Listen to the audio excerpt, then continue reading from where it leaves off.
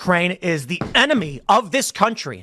Ukraine is our enemy. We spent the last 70 years, I mean, in Europe's case, like literally throwing people in jail for looking into the wrong corners. But I mean, even the United States, where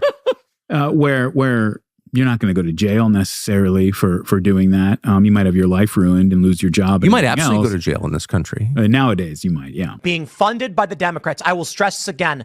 One of the greatest enemies of our nation right now is Ukraine. I think you're approaching this, which is why I am so impressed by what you do and want more people to experience it. You're approaching this from the most honest possible perspective and allowing readers, viewers, listeners to come to their conclusions with the maximum amount of information. In that, you almost stand alone, I would say, right now.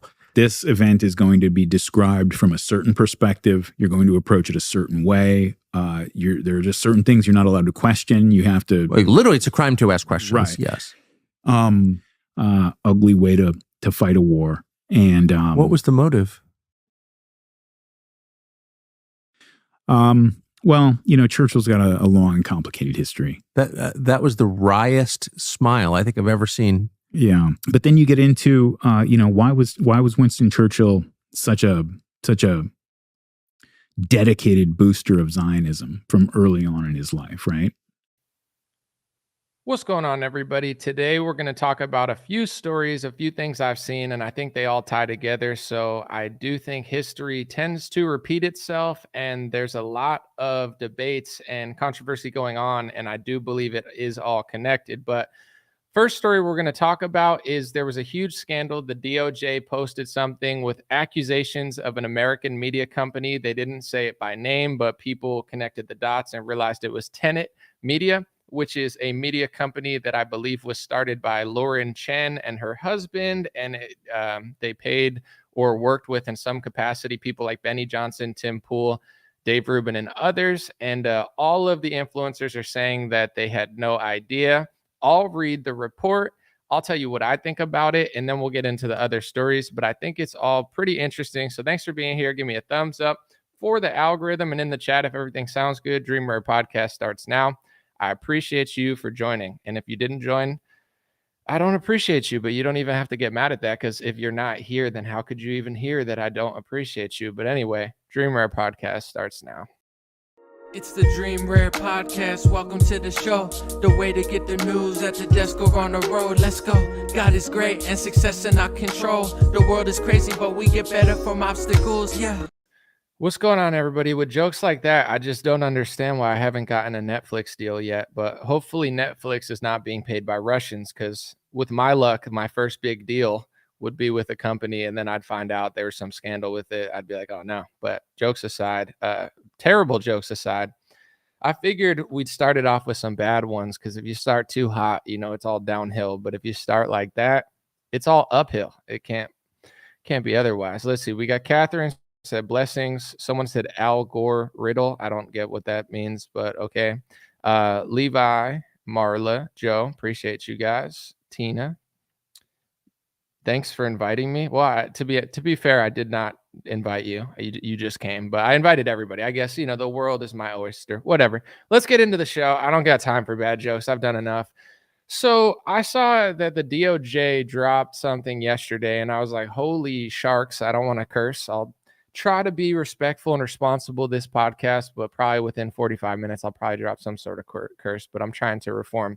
Let's get into the story. So what actually happened? What's going on? What's everyone saying? Then I'll give you my opinion.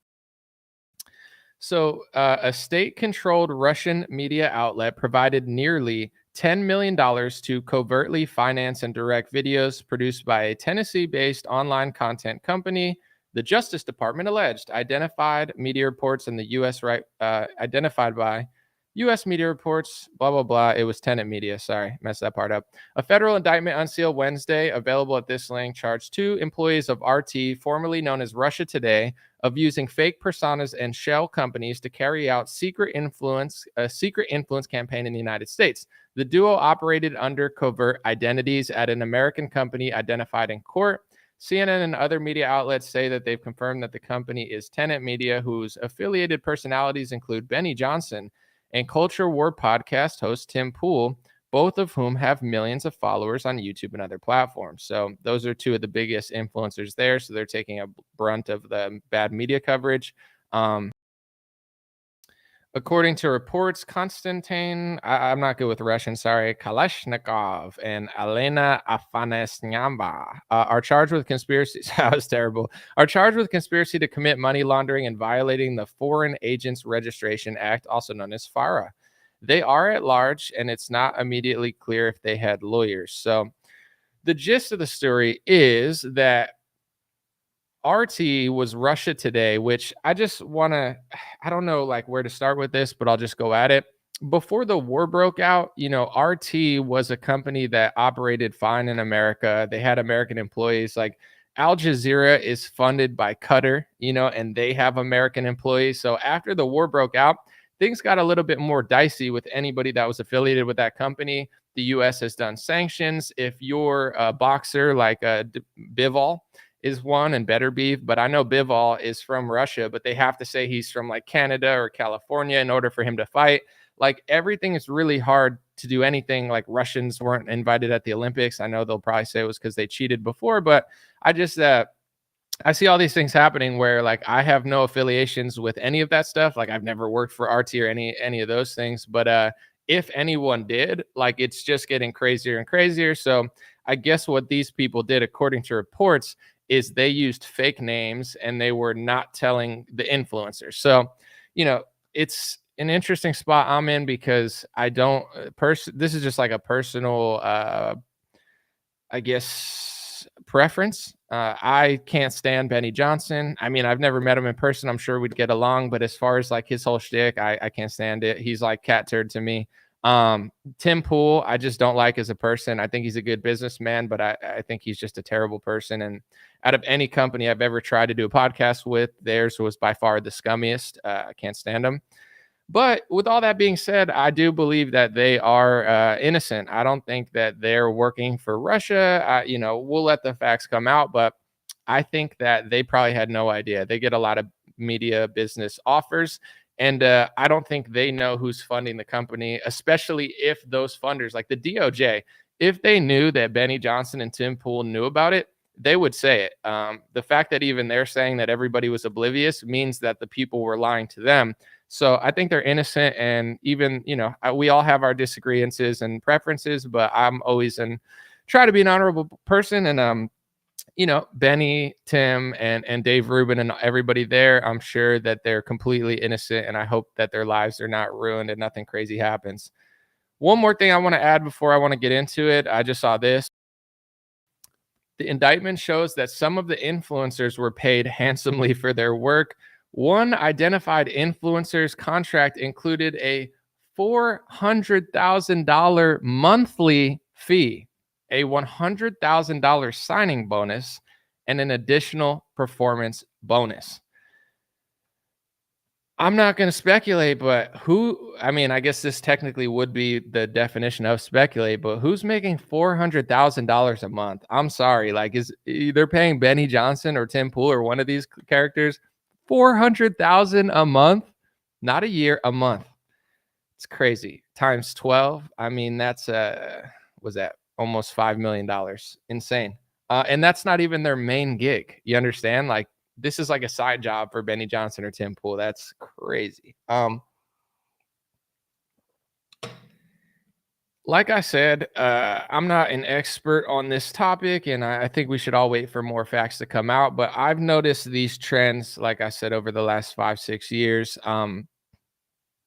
RT used to be a media company that operated easily in America. They had, I believe, locations in America, shows that could operate in America in some format with American people, American employees, and that was the rules of the world. You have to understand, when it comes to the global world order or the liberal gay world order or America and our allies or the good guys, whatever you want to call everybody, they change the rules every now and then. And before Trump, like, the rules were for media that I've seen, it was okay. Like, obviously they didn't want you working for a foreign country, but Qatar still operates under Al Jazeera, and I think maybe because they're so rich and powerful or something, or America needs to align with them. I'm not sure what it is, but they're still, I would think, American employees for Qatar. But on a world stage right now, China and Russia are the enemy of the American regime because America's at literal war with Russia. We're funding their neighbor in order to fight a war of some sort. And China is not playing ball with us. That's why from Vivek to Trump to George Soros to Democrats, everybody has a problem with China because China doesn't operate under what we want them to do, and they work with the countries that we don't want them to work with. It's a big problem for us. Like if nobody worked with Russia, it would be easier for the American regime to crush Russia. But with China behind them and with China not listening to us, it becomes a massive issue. So you notice like a Chinese spy was just arrested. That was a Democrat. And then, you have this happening in media because they're cracking down, I would say, disproportionately hard on China and especially Russia. I would say they're cracking even harder on Russia than they are China. But, this is all, you could look into it and make a decision for yourself. These things are not applied equally in my view. And I'm going to get onto that later. So I saw David Sachs, who's an interesting guy. I think he's an authentic character. I think he's like some sort of angel investor and rich guy. But I like his tweets. He seems like, to me, a straight shooter, like he's saying what he really believes. He's like, when is this going to happen for Ukraine? When are we going to find out who's on the payroll for Ukraine? Probably never, because I don't think the US government cares. Like if you went and served in the Russian army, you could never come back to the United States. You're a traitor. You're a redcoat. You belong over there. Like stay in Russia. Like how dare you? And I agree. I mean, once you serve in a foreign military, in my view, like you got to go live in that country. Like I agree. I don't care if it's left wing, right wing, like any other country. I don't care if it's our best ally. Like either you're serving in the American military or you're not. You can't serve in another country's military. You're that country now. Go away. But aren't there U.S. citizens who served with Ukraine? I'm sure they can come back home. So the rules are not applied equally at all. And like I said, with Russia, Russian fighters, if you're Russian in America, like it's very difficult to not be a liberal or at least a conservative who backs Ukraine. Because like say you are Russian and you're from Russia and you're an American citizen and you have loyalty to America, but you think Russia's not the bad guy in that situation, you're pretty much like screwed. Like, I would think it would probably be smart to just go back to Russia if you have those views. I'm not saying you have to necessarily. And I know there's people here that they are American citizens and they will say what they want and they're not afraid. But as far as like companies and et cetera, it's not going to be easy. And that's if you do it the right way. Clearly, I'm not making excuses for these Russians. If they're making fake names and lying to people, you can't do that. Like that's illegal and you're going to get caught. So I'm not making excuses for these people, but it's like, even if you do it the right way, it's going to be hard to be an athlete in America. They're going to make it hard to travel here. A lot of the Russians, they literally have to like strip their citizenship and pretend like they're from Canada just in order to make some money in America. It's very tough. So to me, I'm not saying what they did is right, but it's not, and we're going to get into it very soon. It's not applied equally. And it's logical, even if you disagree with it. Say you're like pro-America and you like Ukraine or whatever. Like, I don't care what you like for this topic. And in general, I always try to just call it like I see it. America's going to crack down harder on Russia and China for those reasons. And Iran, like they're not going to be treated the same way as Ukraine. They're not going to be treated the same way as Canada. Canada has state television. It's called, somebody put it in the comments, what's Canadian media? I forget the name. It's like CBT, Canada State Media. Sorry, I should know this, but CBC. Sorry about that. So CBC is funded by the Canadian government.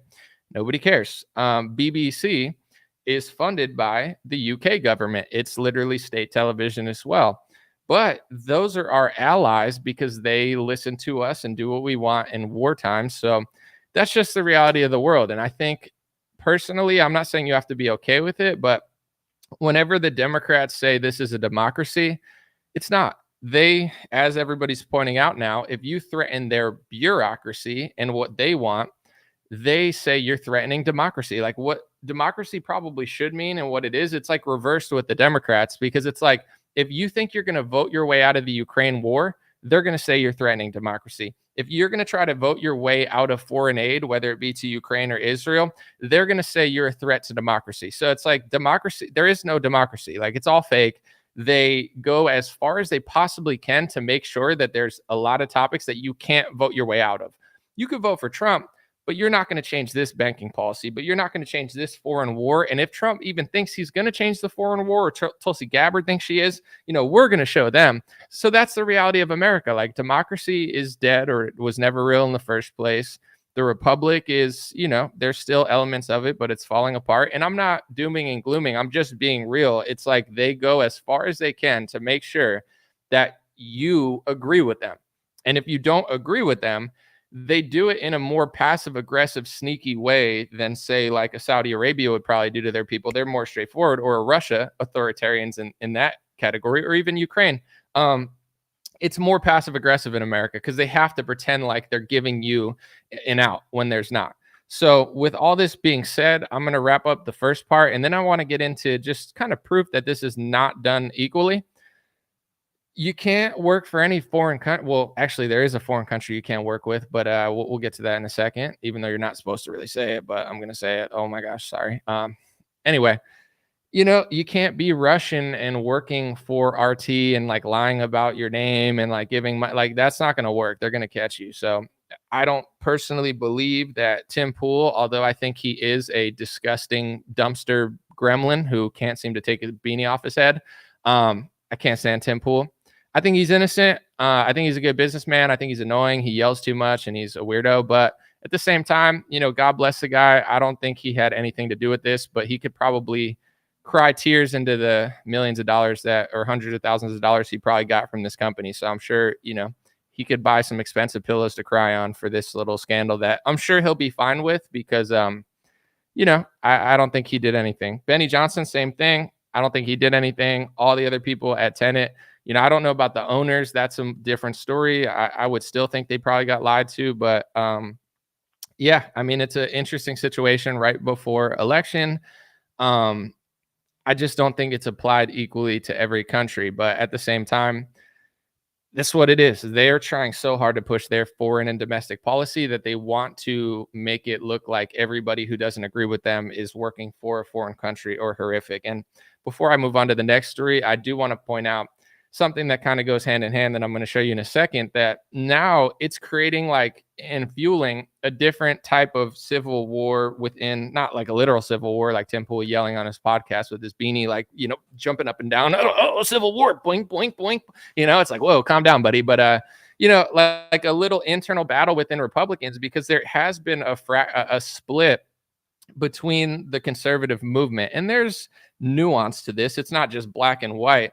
But there are basically, I would separate it into Zionist firsters, to the point where they care about that so much they're willing to smear, slander, and go off on anybody who doesn't, fit their narrative of what they think of the U.S. relationship with Israel. And then you have people like Lauren Chen, and I don't know her motives, and that's for her to decide. I don't really follow her that much. I see her on Twitter sometimes. I do follow her Twitter account, but I don't watch her show or really care that much about her. No offense. She's come out recently and been one of the few prominent people in Republican media that didn't lose her job. She had high-level jobs. I think Blaze TV just fired her. I think she had affiliation with TPUSA. That's what I read in an article recently. But she was one of the few people that the Candace Owens types that rose the ranks, but wasn't just a complete drone on that narrative. And, I don't know what that has to do with it, but, this is just my perspective, whether you agree with it or not. Almost every Republican media company is completely Zionist, to the point where even if you're America first and you love America and you're honest and you're not lying and you're just telling the truth and you're being respectful, if you cross their foreign policy or you question anything, they will come after you. They will attack you. They will smear you. They will slander you. And I notice a lot of people are dunking on Lauren extra hard. I mean, she deserves, I guess, more of the scrutiny because it's her company. It's not like Tim and Benny where they just got contracted. So, the scrutiny is going to be on her naturally. But they're trying to extra dunk on her and be like, oh, go, go, go. And I'll show you in a second. But even with me, I literally think that Tim Pool is a despicable beanie dumpster gremlin. It's when you're going to throw the trash out into a dumpster, and then like, you know, like Tim Pool pops out with his beanie, he's like, this is mine, and you're like, whoa, I thought you were rich, bro, why are you living in the dumpster? He's like, it's just a personal preference. All right, everybody, you know, freedom, liberty, libertarian, whatever. But like, I don't like Tim Pool, you know, but I'm not going to dunk on him in a way where I'm like, oh, he's working with these people and that people. No, I think Tim Pool's just a dickhead, but he's an American dickhead. He's our dickhead. It sounded a little weird, but I'm not going to take this as an opportunity. I'll make jokes about him because I think it's funny, but I'm not going to say like, oh, now we need to scrutinize everybody who has the same foreign policy as Tim Pool because something's suspicious. Like, no, I don't think it's that at all. But other people are. And the people that have traditionally been upset with Lauren Chen for being one of the only conservative commentators at that level who is willing to question the Israel war, among other things, here's what they're saying. I'll just show you this guy, Will Chamberlain. I think he worked with DeSantis, and he's a pretty big wig in Republican media. I don't know what he does, but he's pretty high up there.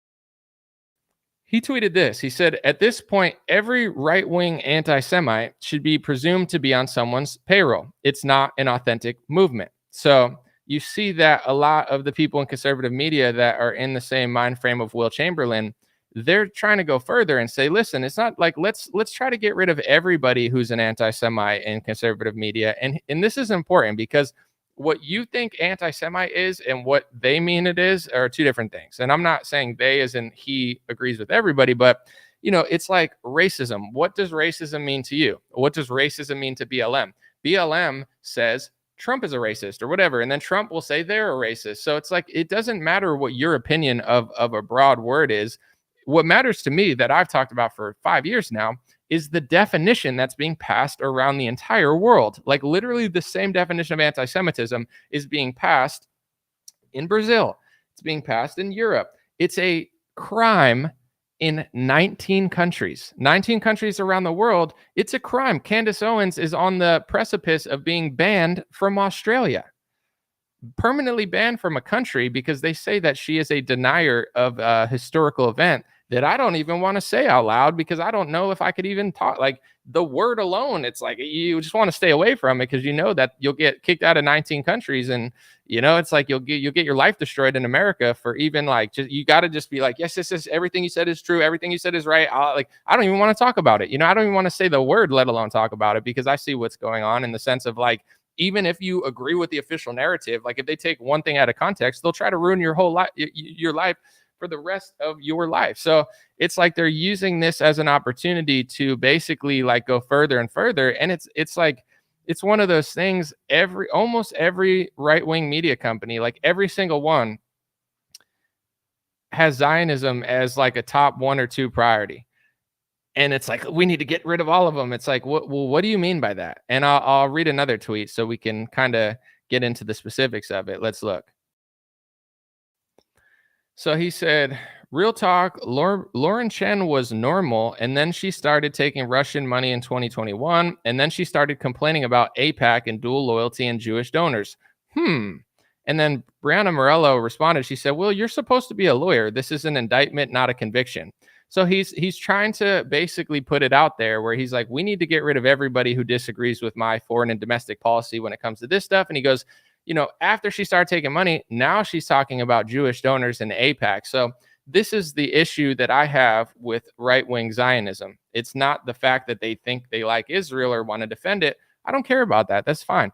My issue is the fact that they'll say, oh, if you're talking about AIPAC, which is one of the big lobbies in Congress, you're an anti-Semite. So now these people will gatekeep lobbyists. It would be like if they were working with Big Pharma and they said any criticism of Big Pharma donors is anti-pharmatic and you just hate medicine.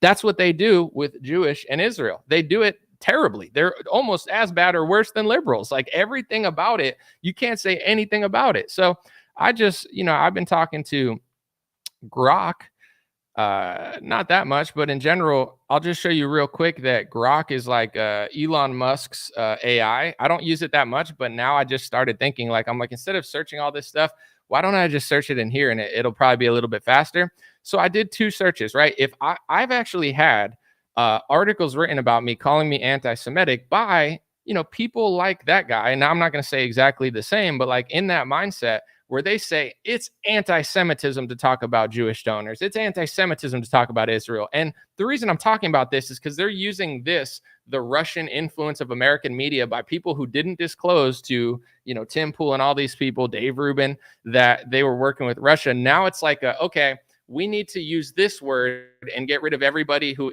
and then, okay, what do you mean by that word? Like only the really hateful people, right? You want to get rid of? No. We want to, as he pointed out, that's why I'm glad freedom of speech exists, because he just shows what he really means. No, he means that anybody who talks about donations and donors and foreign influence, like that's anti-Semitic. So it would be like if a bunch of Russians were in America being like, oh, everything's anti-Russian if you talk about Russian influence. It's really not, though. But let's look at this. So I asked Grok, I said, how much money did Miriam Adelson, who's a big donor, how much did she give Trump? I'm just pointing it out. So Miriam Adelson has committed over, and God bless her. I heard she's a great woman. I'm sure we'd get along. But Miriam Adelson has committed to donating over $100 million, not $10 million like they got, $100 million. Okay, no problem, because I've been called anti-Semitic for literally pointing this out. I just asked the AI, I said, what does Miriam Adelson want Trump to do? Has she asked him to do anything? And it responded with 3 pro-Israel things. She wants Trump to support Israel. Given her history and involvement in pro-Israel advocacy, it's widely inferred that Adelson would expect Trump to continue or enhance U.S. policies favorable to Israel. This might include Jerusalem embassy. Trump's decision to move the embassy to Jerusalem was a significant pro-Israel move aligning with her interests. And also there is a mention of pushing Trump to annex certain parts of the West Bank, which would be a major policy favoring Israel's territorial claims. And here's what I'm not just suggesting or like guessing. I've seen speeches where she literally asks Trump to do some of these things. Like she's on stage saying, I want you to do things for Israel with $100 million donation. Okay. And then you got people in Republican media like Will Chamberlain that will then call you an anti-Semite and say, we need to get all the anti-Semites out of conservative media.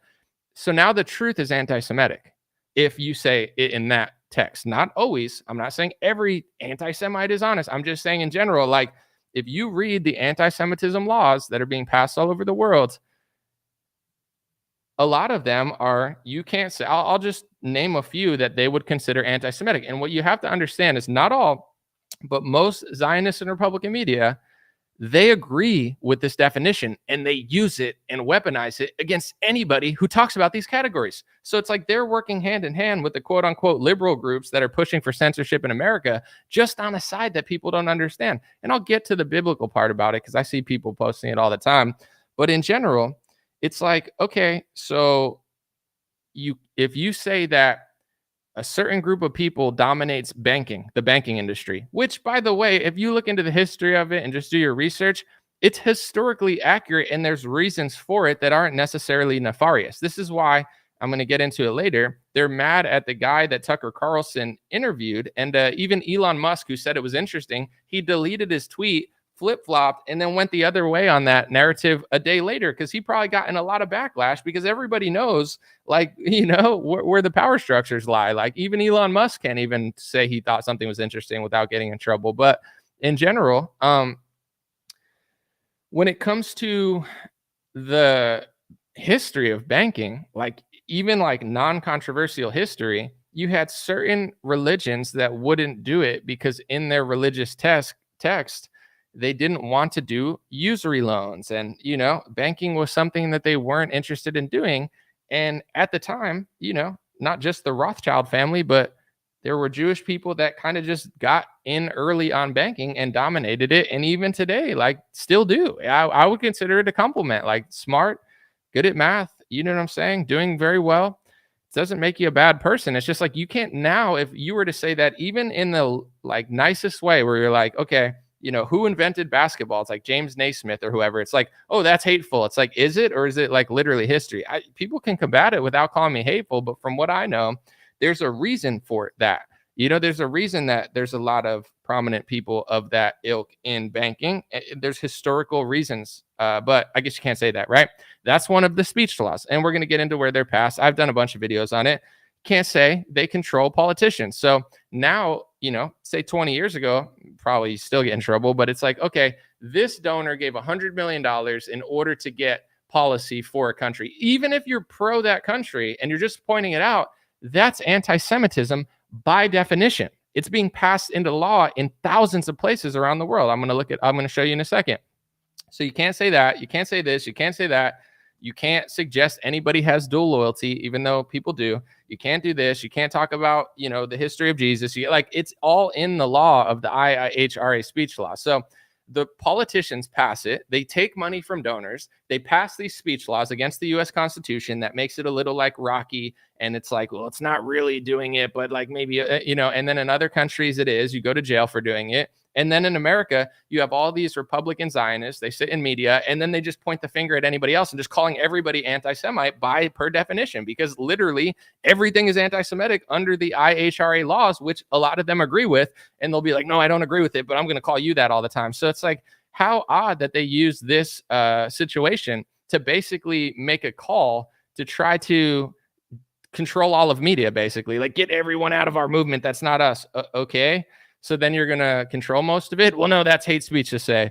Okay, okay, I guess. But anyway, so I looked it up because I know that it's like being passed. It's literally like a global rule at this point where like there's probably more areas, maybe not, but like the same definition of anti-Semitism is being passed all over the world.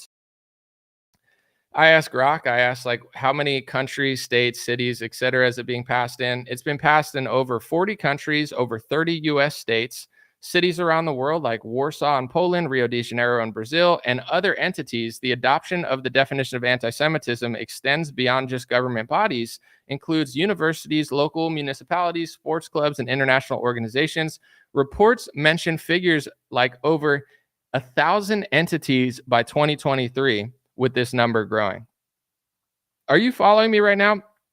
There's 19 countries that it's illegal by law, illegal. You can go to prison. You can get a fine. You can go to jail for committing anti-Semitism. Okay, what is anti-Semitism? Well, here's the list of what's anti-Semitism. You can't say this, you can't say that, can't say this, can't say that they killed Jesus. You can't say this, you can't say, well, from a free speech perspective, it seems a little ridiculous. And then it's like, well, even you thinking it's ridiculous is hate speech. So it's like, it's not hard to do the math.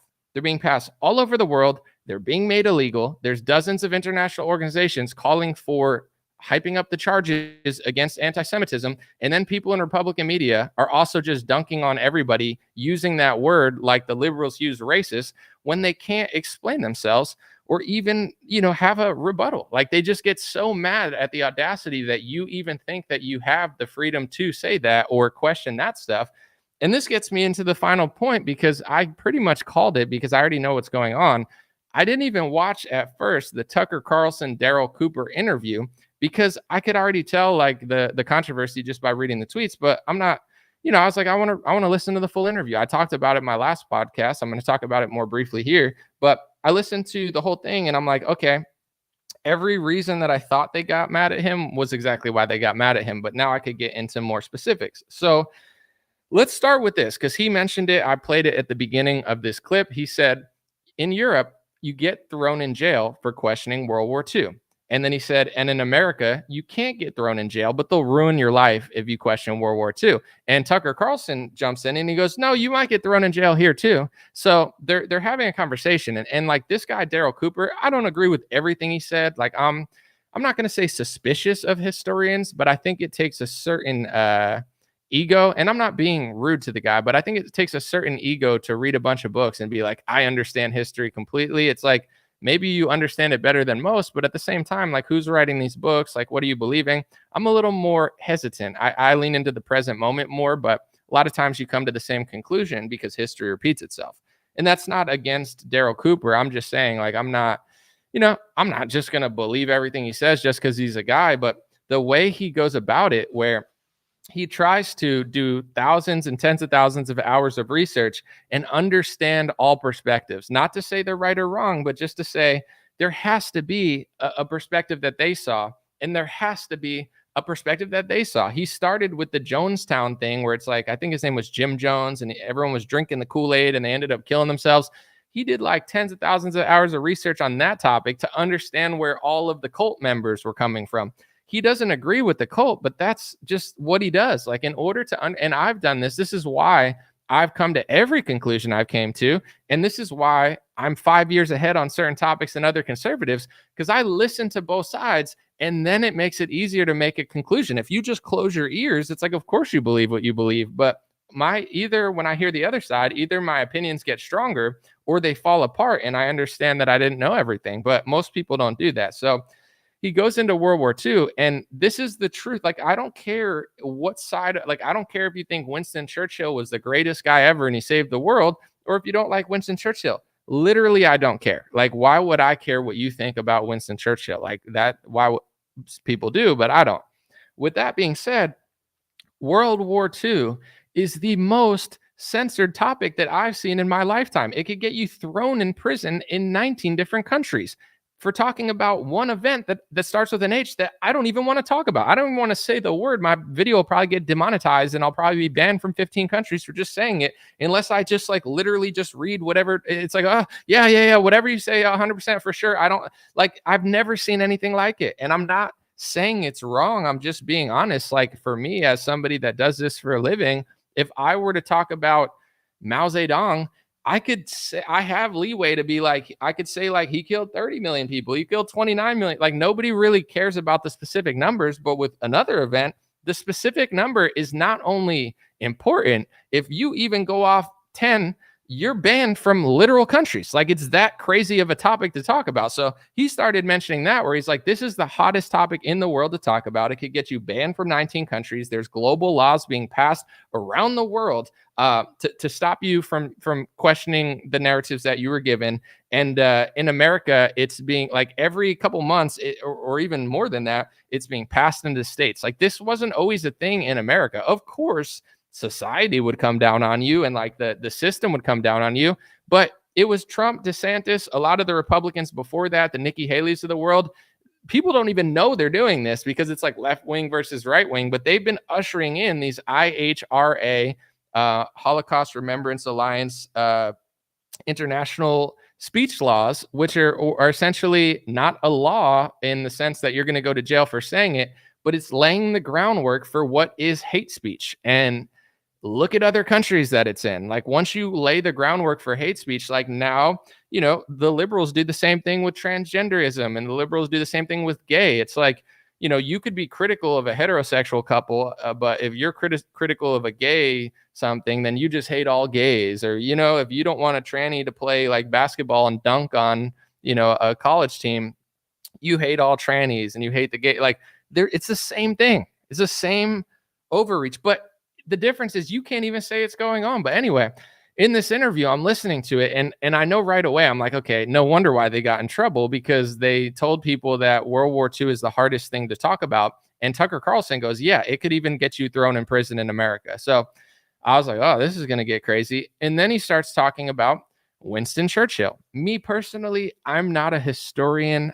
I'm not an idiot, but I don't like take joy in learning that much history. Like, I know enough, and I do like reading books, and I do like educating myself, but I'm not, me and this martyr made guy or whatever his name is, we're different people. Like, that's his passion. It's not my passion. So when it comes to Winston Churchill, I feel like I have an idea, but I have no, like, if someone disagrees with me, I don't care. It's like, okay, whatever you want to believe. Like, if I really want to look into it, I will. So I've never really like looked that deep into the Winston Churchill, legacy, let's just say. But this guy has, and he came to the conclusion that Winston Churchill sucked. And, Winston Churchill fought the Nazis. Winston Churchill is widely considered a hero of the West. Okay. So then Tucker goes, why did he do all that stuff? And then you could tell Martyr Made smiled, or whatever the guy's name is, Daryl Cooper. I think that's his name on Twitter. He smiled, and Tucker's like, why are you smiling? And then he starts talking about like how weird of a personality that, Winston Churchill had. But then he finally, like, I knew he was going to say this, because I was like, I knew that's why he smiled and got nervous, because he talked about Winston Churchill's relationship with Zionism. And whether you're on that side or whatever, like, that's a huge aspect of the war, and that's a huge aspect of his decision making. And that's, something that you're not really supposed to say. Like, the narrative is supposed to be like, the good guys won, And then we created the UN and we crushed out the bad guys. And now the world's so great. Isn't it great, guys? Isn't the world awesome now that the good guys won? And like, not, like we got rid of all the problems. And it's like, that's the history that we're taught. So he did it very cautiously, I thought. He said some things that, I could tell that he was going to get in trouble for, talking about the camps and like things he read. And it's like, all right, well, you're going there. That might get you banned from Australia too, like Candace Owens. But, he started kind of getting into it, but he was just trying to tell all the perspectives and what he thought. And perhaps maybe he was a little too ambitious with like thinking he knew certain things that people got mad at. I don't know. But yeah, it's the same thing as everything. It's like, why? So people freaked out about it. And then I listened to it. And to me, I'm like, oh, that's not that bad. But I know why people were mad. And I told people in my last podcast without even listening, because I already know the whole picture. So the pieces just keep falling into it. It's the same thing with Candace Owens. I just saw her debate, somebody on Piers Morgan. And then RFK tweets out something in defense of the person that Piers Morgan or Candace was debating, which is his right because they're friends. But it's like, did you miss the part where she's about to be banned from a foreign country for talking about a historical event? RFK doesn't seem that concerned about that. This is the Zionist Republicans and Democrats, in my opinion. Like, this is their priority. They play this game and they completely, act dumb on what's going on in the world and what's going on in America. And in many cases, they're a part of it. So, my thought is this, like, whether it's modern conservative media, whether it's the World War II and how that guy was like kind of, trying to give people an alternative perspective, that's the biggest threat to not only like history, but reality, because a lot of reality is based off of that history. Like I maybe you guys could tell me another topic, and maybe like the LGBT is growing and that's going to, supersede World War II censorship. And maybe it already has. But as far as I know, there's nothing like it that you just can't talk about. And if you talk about it, your life is ruined. Your career is ruined. You'll be dropped by every media company and they all play the same game. Like, you're not allowed to do it. So the fact that Tucker even entertained a guy that was somewhat doing it is like, they want to crack down on that so fast because in my view, it's a whole like business model essentially, or it's a whole like control model, which then also sounds like hate speech to somebody who hates the truth, because that's just kind of what it is. It's like, if you could crack a wall in this control matrix, then, a lot of other things will be cracked. So it's like, whether it's like them trying to go extra hard at anybody outside of like Lauren Chen did what she did, and she needs to, have to speak about it sometime. I know nothing about it. The people she worked with, the money she took has nothing to do with me. That's on her. But then to try to make that and be like, now we got to go after everybody that thinks like her. It's like, yeah, of course you want. And those are the same people that are freaking out about the Tucker Carlson interview, saying, how dare him say these things? Why, how dare him? Because it destroys the entire narrative in the sense of like, these are the good guys, these are the bad guys, and we need to keep doing this over and over and over again. And anybody that steps out of line, we got to get rid of them. It's like, okay, and there's a lot of, I don't know how to say this, but money going around. I've talked about it before, but it's like with Ukraine, they're getting hundreds of billions of dollars. So any backlash in any way, whether it has to do with Zelensky's ethnicity or his donors, or just the country of Ukraine in general, and it has nothing to do with that, or if it's religious or, nationalist, it doesn't matter your motives for why. But if your conclusion is we shouldn't send hundreds of billions of dollars to Ukraine or Zelensky, then the powers that want the $100 billion to go there for whatever reason, whether they're getting it or they're fighting a war against Russia that they need to win, etc., they're going to crack down on you because it's a multi-$100 billion industry for somebody, whether it's the politicians or the weapons manufacturers or whatever.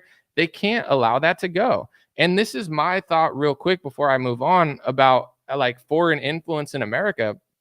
I personally think that as an American citizen, not even foreign influence per se, but like your foreign policy, I think that I'm more like the person that could see all perspectives. I have my own, but there's a perspective that says we should be backing Ukraine. I don't believe that, but it's like, why should we give Ukraine money? And there could be a good policy for that. It's like, listen, even though our allies are corrupt or whatever, we need to do this. We need to dominate. We need our currency to be strong. We can't allow Russia and China to do this and that. We need to sanction them. And I don't agree with it, but I could see an American citizen saying, we need to back Ukraine because it's for our national interests. Okay.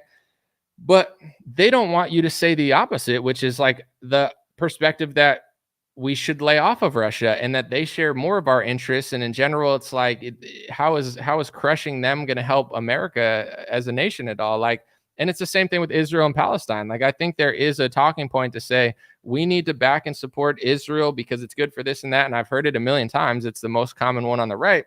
And then I could see the other side that says, like, it doesn't really benefit us to keep sending billions of dollars there and, you know, like joining their wars. It doesn't make sense.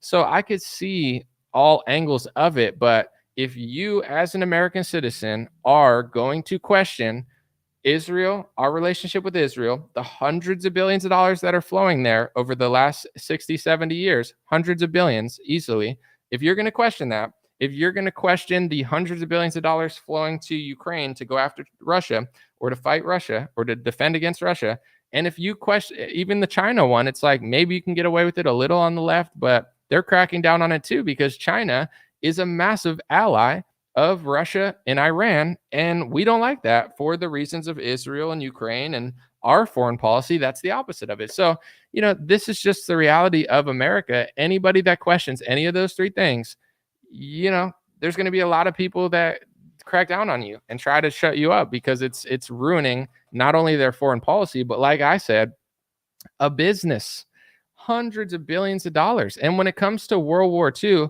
I don't know another politically correct way to say this. So hopefully this doesn't cross the threshold of getting me banned from countries because it's not wrong. But look how much money is still being generated from the narrative of World War II. Like, it's like there's Kathy Hochul just gave hundreds of millions of dollars for survivors. I've said this before. No one else. Why will no one in Republican media cover this? I haven't seen a single person cover it. That Kathy Hochul is giving World War II reparations from New York taxpayers to one ethnicity that survived an event in World War II that was horrific. I'm not downplaying it, but it's like, why would New York citizens be paying that? Didn't they go rescue and save people? Like, why would everyone else be funneling money to one group? Like, it's not like we're that country that did it. Like, aren't we the country that helped and saved and won the war? Like, so it's like all these things that Republicans claim to care about, they only care if it's like easy to talk about. Like, it's easy as a Republican to be like, we shouldn't give reparations to black people. Yeah, I mean, black people might not like it. Some of them will, some of them won't. But it's like, that's hard to say on the left and in the black community. But as a Republican, that's easy to say. It's like, yeah, we should. Why should we give reparations to black people? Okay, I dare you to say that for another group of people that has. I haven't done the math, but if you go around the world and you look in America to see how many reparations they've gotten for that war and that they're still getting to this day, it's massive. So it's like, you know? In the counter perspective, I think what people would say that say, no, I disagree, that's not the reason, they would say they're mad that people are saying these things because they think saying these things can lead to another massacre or tragedy. And I think because of the internet and because people are just like observing reality, this is the question people are asking. And this is the answer that people are going to have to give on the other side that believe in gatekeeping these things. People are going to start asking, like they are, I understand that event was horrific and tragic and terrible, but why do you deserve all these speech laws, but no one else does? Should everyone have a speech law for their tragedy? Should everyone get thrown in prison for questioning someone else's tragedy? Should everybody be getting hundreds of millions of dollars in reparation money for their tragedies, or just you? And I've watched debates recently, and I can't speak for everybody because there's nuance and everybody in certain communities doesn't believe one person. But the answer that I've heard the most is, you know, our tragedy is worse than your tragedies by far. It's the worst that's ever happened. And if you ever even think of saying that it's not, you are hateful. And this hate law will get you banned or arrested in 19 countries. And this hate law will get you pressured in America, and it will cut your funding here and will go after your sponsors here. And that's the truth. So, you know, if you are on that side, you're going to have to explain to people who are going to increasingly wonder, even the people that completely agree with you, where it's like, this tragedy is horrific. Everything you're saying is true, because obviously you can't say that it's not, or else you get thrown in jail. So it's like, yeah, of course, you're right about everything. How can I question you? I mean, the only way to really prove you're right is to just censor everybody and call them names if they disagree. But it's like, can we look at all the other tragedies in the world, and does everybody else get a law for that? Does everybody else get a protection rule from that? Well, no, because there's one group that has determined our tragedy is horrific. It was recent. We don't want to repeat it. We don't want people out here leading to something that we think could repeat it. And we believe that the ends justify the means in censorship. The ends justify the means in throwing you in jail. And the ends justify the means in raising money. I read an article recently. It was in an Israeli paper, right? Israel's news organization. I forget if it was Times of Israel or Haaretz or Jerusalem Post, but those are the three main ones. I read it recently, and they were talking about how Mayorkas and the DHS just gave hundreds of millions of dollars to protect religious facilities, right? But they were basically like, the synagogues are getting most of it, right? So I was like, okay, that's like 500, 400 million. I forget the exact number, but hundreds of millions of dollars. And in the article, it said, this is Mayorkas just passed because of all the stuff going on and all the hate going on, that we need to protect all religious facilities or religious facilities. So Mayorkas doled out hundreds of millions of dollars for that. It said that Jewish people in America got most of that. And then it also said in the article, I didn't write this, don't get mad at me. It said, these Jewish organizations are going around to help Black Christians and Muslims also access some of the money. Why Black Christians? Why not all Christians? Christians don't even really believe in race. The ones that, I'm not going to say all Christians don't believe in race, but like the Bible and people that are really Bible thumping out here, like they don't, Jesus, God doesn't seem to care about race that much. He more cares about your mindset and your spirit. But why would they only help Black churches? Why not white churches and all ethnic churches? Why Muslim? Like, it was like very specific. So it's like one group is getting almost all of the money, and then they're specifically not telling certain groups how to get it, and then they're telling other groups. Or they're specifically like trying to push Muslims and Black Christians to get it, but not the white ones. Why? Like that? I didn't write the article. They did that. So what I'm just saying, and I'm not trying to be rude or disrespectful or anything, it's like, it's a lot of money going around. You know what I'm saying? There's a lot of money going around, and there's a lot of speech laws going around, and there's a lot of persecution going around, and anybody that goes near it, I'm not even talking about like, if you go knee deep in it, you're going to get in trouble. You know what I'm saying? I think they're trying to ban Candace Owens because she was questioning some of the experiments of Nazi Germany. And like I said, I'm not saying this to pander. It's just like, I don't know. I'm not like a big fan of that era that I want to like look into it that bad and like really deep dive into the experiments. And here's another reason before, and I'm not doing this to pander. It's like, I have a hard time believing what they're telling me today. Like I'm good at finding the truth, but it's easier today because I live in the present moment. I'm here right now. You can't gaslight me about the country that I'm living in. I'm here right now.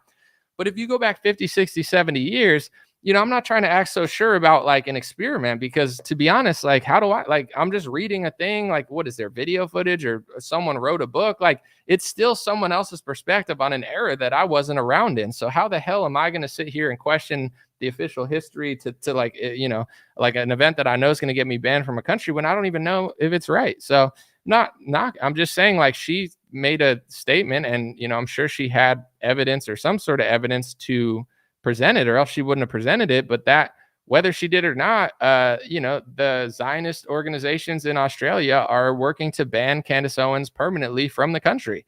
That's what happens. You could say Macron's wife has a cock, excuse my language, or whatever. I mean, people are not going to like that, but you're probably not going to get banned from Australia for that. But if you question a World War II event that they don't want you to question, you're banned. And there's a lot of money going around. So I'm not trying to be rude or edgy or anything. I don't know any other way to say it, but I do feel like all of these situations kind of relate. Like Elon Musk tweeted, you should listen to this Daryl Cooper guy. And then he deleted the tweet and then started tweeting the other side of it. Like, I'm just making sure, I just need to let you know, because people start doing accusations. Like, if you just share a link like that, they'll start calling you the N-word, not the N-word that they call Black people, or Black people sometimes call themselves, the N-word that they call the people in world. Like, they'll call you that, and you're like, what are you talking? So I'm sure Elon Musk got a lot of accusations, calling him a Nazi, calling him a, anti-Semite and whatever. And he deleted the tweet and then tweeted the other, like, he was just like, just to let you know, I think Winston Churchill was the bad guy or good guy, and then Hitler was the bad guy. Like, like, it was just like, I'm letting you know. It's like, okay, like, and to be honest, I don't know. I don't follow all this Martyr Maids guy's stuff, but I don't recall him saying that the other guy was a good guy. But he did say that he just thought Winston Churchill was a bad guy, which is controversial because Winston Churchill's the hero of the West and the Zionists. So it's like to say otherwise is they're just going to infer that you think it's flipped, you know? Me personally, I'm not going to speak for this guy because that's on him. But for me, it's like I don't think of the world that way. Like maybe I did when I was a kid, but I don't think of the world as like if you think like if he thinks that Winston Churchill's bad and they just assume that he's just saying, oh, everything this guy did was like great. And it's like, no, that's not what he said. But also, like I look at Trump and Kamala, like historically, if I said Kamala is evil, people would just assume that I love Donald Trump. But the truth is, like, I think Trump is kind of sold out too. So when it comes to World War II, I don't look at them and be like, oh, I bet that it's like, no, I'm sure there was a lot of nonsense going on. And I'm sure that they were sold out and doing shady stuff. Obviously, like, I don't know. I mean, I'm not of the ilk of like talking too much about it and making definitive statements that are against the official narrative, because I do think that I wasn't around at the time. So it's like if I was alive, then I'd probably have a better perspective. But I'm just reading other people's history. Like, you know, Martyr Maid says this, or Daryl Cooper says this, and then they say that, and then they yell at him, and then he's saying this. And it's like, okay, I know the official narrative. I've heard it 1,000 times. I heard what he said. I thought he was trying to be pretty graceful with it, but he was making certain definitive statements about the camps. And that's going to get you in trouble. Everybody knows that. Like, and I'm just being honest about it. Like everybody wants to be like, I'm free for sure. You know, as they say, you have freedom of speech, but there are consequences. And I'm not acting like it's necessarily justified, but that's what they always say. Like you could say that, but we could destroy your sponsors and ruin stuff. And that's the truth. I said a year ago and 2 years ago, especially during COVID, when I just simply did not have the freedom to do certain things in certain states, like it just wasn't there. I called myself a bougie free range slave, where it's like, you know, I'm a slave, but you know, I'm trying to be a bougie slave and be free range, like not like those chickens stuck in like with 1,000 other chickens getting GMO'd. Like I'm trying to be a bougie free range slave. And, you know, it's like I have the freedom to say certain things, and then I have the freedom to get banned from 15 countries and investigate. And that's what they'll do. You know what I'm saying? Not all the time. You have some sort of freedoms, and I'm not asking people to be a coward if you really believe something, but like I know what the country is. I know that they're cracked. Like it's in a fair America, all foreign influence would be targeted. We don't live in that country. They're fighting Russia. They want to get rid of Russian influence. So they're going to reach on Russia. That's just what they'll do. You have that information, do with it as you will. You know, they're not a big fan of China either. They're cracking down on Chinese spies, and they're cracking down on people giving people $10 million to lobby for a foreign country. But if you give $100 million to a different foreign country, you're not only not in trouble, but you now have laws in America that get other people in trouble for simply noticing that you're doing that. So we don't live in a fair country. We don't live in a free country. We don't. You know, we have more rights than Australia. We have more rights than the UK, but this is the reality of what they're doing. And I'm not asking people to cower in a corner, but, you know, I say what I think. I mean what I say. And, you know, there's consequences to that, just like there's consequences to everything. But I try to be really selective with my words, where some people, they like to not do that, right? Like they like to just go for it. I'm more like thoughtful about it, because I'm not going to make a super controversial statement unless I really, really, really believe in it. And when it comes to World War II, of course, I know the official history and the official narrative. Of course, I know what they taught me in school. And of course, I know that they're throwing people in prison all over the world for questioning it. With that being said, this is just how I feel about history. I don't like even counter narratives. Like I don't, just because like people do this with politics too. They're Democrats, and then they realize the Democrats are lying, and then they run to the Republican Party and they just act insane, and they're like MAGA, MAGA, MAGA, and it's like they were just a Hillary supporter 5 months ago. Like they can't just think about things. They can't like see through the donors in the right and just be honest about it and vote for Trump. It's like they're either all the way this way or all the way that way. People do that with history too. You know what I'm saying? They're all the way one way. And then if they realize there's a few lies in that narrative, they'll run the other way. Me, I have a hard time believing certain things, because it's just like, you know, like a counter narrative. That's also just someone wrote that, someone said that. Like, how do I even know? I guess I just don't have a big ego about history. I think it takes a certain ego to be like, I understand history. You weren't there though. That would be like me saying I understood Nigeria, but I never lived there. Like you can only understand it so much. You might be the smartest professor in the world, but the person that lived there for 40 years probably has a better understanding of it than you do. Maybe not, but like, that's how I feel about history. I wasn't there. I talk about current events because I'm here. I'm living it. I see it. History, not so much, but I noticed the patterns. Like I definitely noticed that there's one topic and one war, especially that you cannot question. And it's not just a history and a war. It's like I don't know how to say this, but like one group gets more speech laws than others. Like it's not just like that event. Obviously that's a big one, but it's also like historically, like I was watching a debate yesterday and it was like accusations of blood libel come out. Like basically if you ever accuse Israel of doing something purposely or bad in your perspective, then it's blood libel. And there's laws on the book in a lot of countries that can send you to jail in some countries. So when Ben Shapiro screams blood libel, he knows that there's countries that's a prison sentence that like he, but it's okay. Because he's just like, yeah, I'm so against that. And it's like, I don't know. It's like I'm American, but if someone criticizes America, like Trump did, like I think I like Donald Trump. I'm voting for Donald Trump to some extent. I like him to some extent. I'm definitely voting for him, but I think he did some bad things purposely. Am I anti-Trump? Is that blood libel against Donald Trump? No, I don't think he's who people think he is. I think he's the best option. I think he represents America better than Kamala, and I trust him a lot more to pick better people than Kamala. With that being said, I believe Trump did things bad purposely. Sorry, I do. That's not blood libel because Trump is, I don't know, a sort of Christian or something, or he's a white guy. But if Trump was, if I said that with something he did with Israel, then that becomes blood libel, and then that becomes a prison sentence in certain countries, and then that becomes a jail sentence. Like that's a pattern that I can't possibly ignore. And I feel that way with every topic. It's not necessarily just this one. This one is just the one that's been around the longest. And I'm going to say this too, at potentially great risk, but I don't know what else to really say. If you look like at all the LGBTQ stuff, some of it predate, like there was some weird stuff going on like hundreds of years ago and decades ago. It's not like the newest thing, but the mass censorship around the Western world when it comes to LGBTQ stuff, it is kind of new. Like it wasn't always a thing. Like it was the other side that got censored more. Now it's like the LGBTQ plus has a lot of these blasphemy laws where basically you can't criticize them. You can't talk about them. You can't say that they shouldn't be able to adopt a kid. You can't say that butt pumping isn't healthy or something. You can't say that trannies shouldn't play basketball with women. Like they have blasphemy laws on the books, right? It wasn't always that way. It's one of the biggest blasphemy laws in the world. If I were to say that certain groups were facilitating it, it would be hate speech. But if you read enough, like I don't just read, like I don't even read like far right newspapers. I don't even know of a far right newspaper. The furthest right thing that I usually see is like New York Post, and they're not even that. They're like moderate Republican, Zionist, whatever. Like but I read all newspapers. I read Israeli newspapers. I try to like see who's good at what they do and see what they're saying.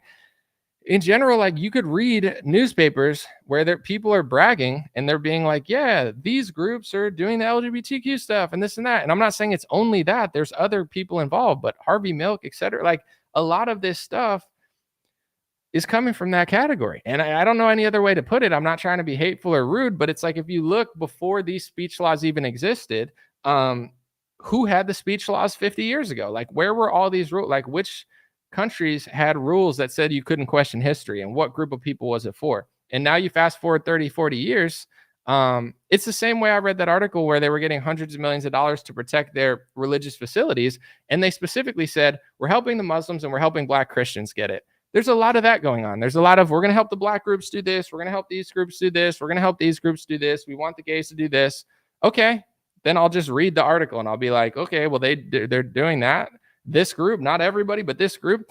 And then all of a sudden it's hate speech. And I like, if people think the truth is hate, it's a lot different. And this is why I talk about this so often. It's a lot different. I would never even think or care about this stuff if there weren't so many speech laws. That's my line in the sand. If this were all happening and everyone was like, this is hateful, okay, like everyone says everything's hateful. Like that's a part of life. There's going to be debates. This person's not going to like this person. Johnny and Susie are mad at each other. It's the speech laws. I've never seen a topic where there's so many speech laws, and they're coming into America more and more and more and more. And the truth is, RFK is not going to save you from it because he's in on it. Donald Trump's not going to save you because he's in on it. DeSantis isn't going to save you because he's in on it. Every Republican media is essentially in on it. And if you're not in on it, they're going to try to set you up, or they're going to try to make you look crazy, or they're going to try to isolate you and excommunicate you. And that's the reality of it.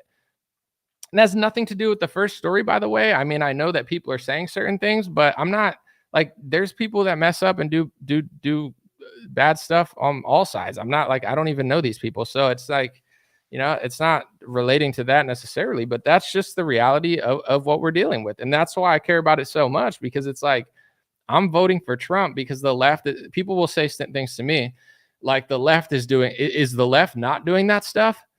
No, they also are doing that stuff. And that's why I'm not voting for them, because they're doing that with a lot of categories, and the left is insane and they're terrible. But with that being said, if our side is also doing that with this topic that just so happens to be the most censored topic, like it's not really rocket science what's going on. If you are at college, right, and you are cracking down, and this is not to play the victim, and this is not to even blame. I'm just having a conversation about it. Maybe it's because certain groups organize better, and it's up to you to, care about this shit. I don't know. It's not like a huge, massive. I just don't like it being passed into law. Like a speech law is the end of America, and it doesn't matter what the category is. Like it's over at that point. But in general, it's like on a college university, the kids were protesting against Israel pretty hard.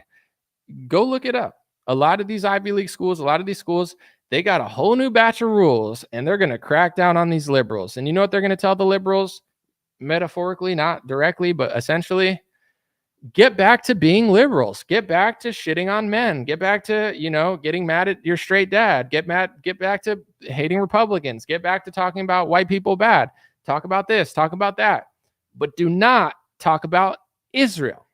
That's the new rule, at colleges, because a lot of the donors pulled the money, and now the colleges are reevaluating. So it's like they're not going to have any conservative rule to protect you. Like they're going to have, like, that's the thing that once you pass that line, both sides will swarm on you. It's just the truth. Yeah, like Ilhan Omar can sort of do it.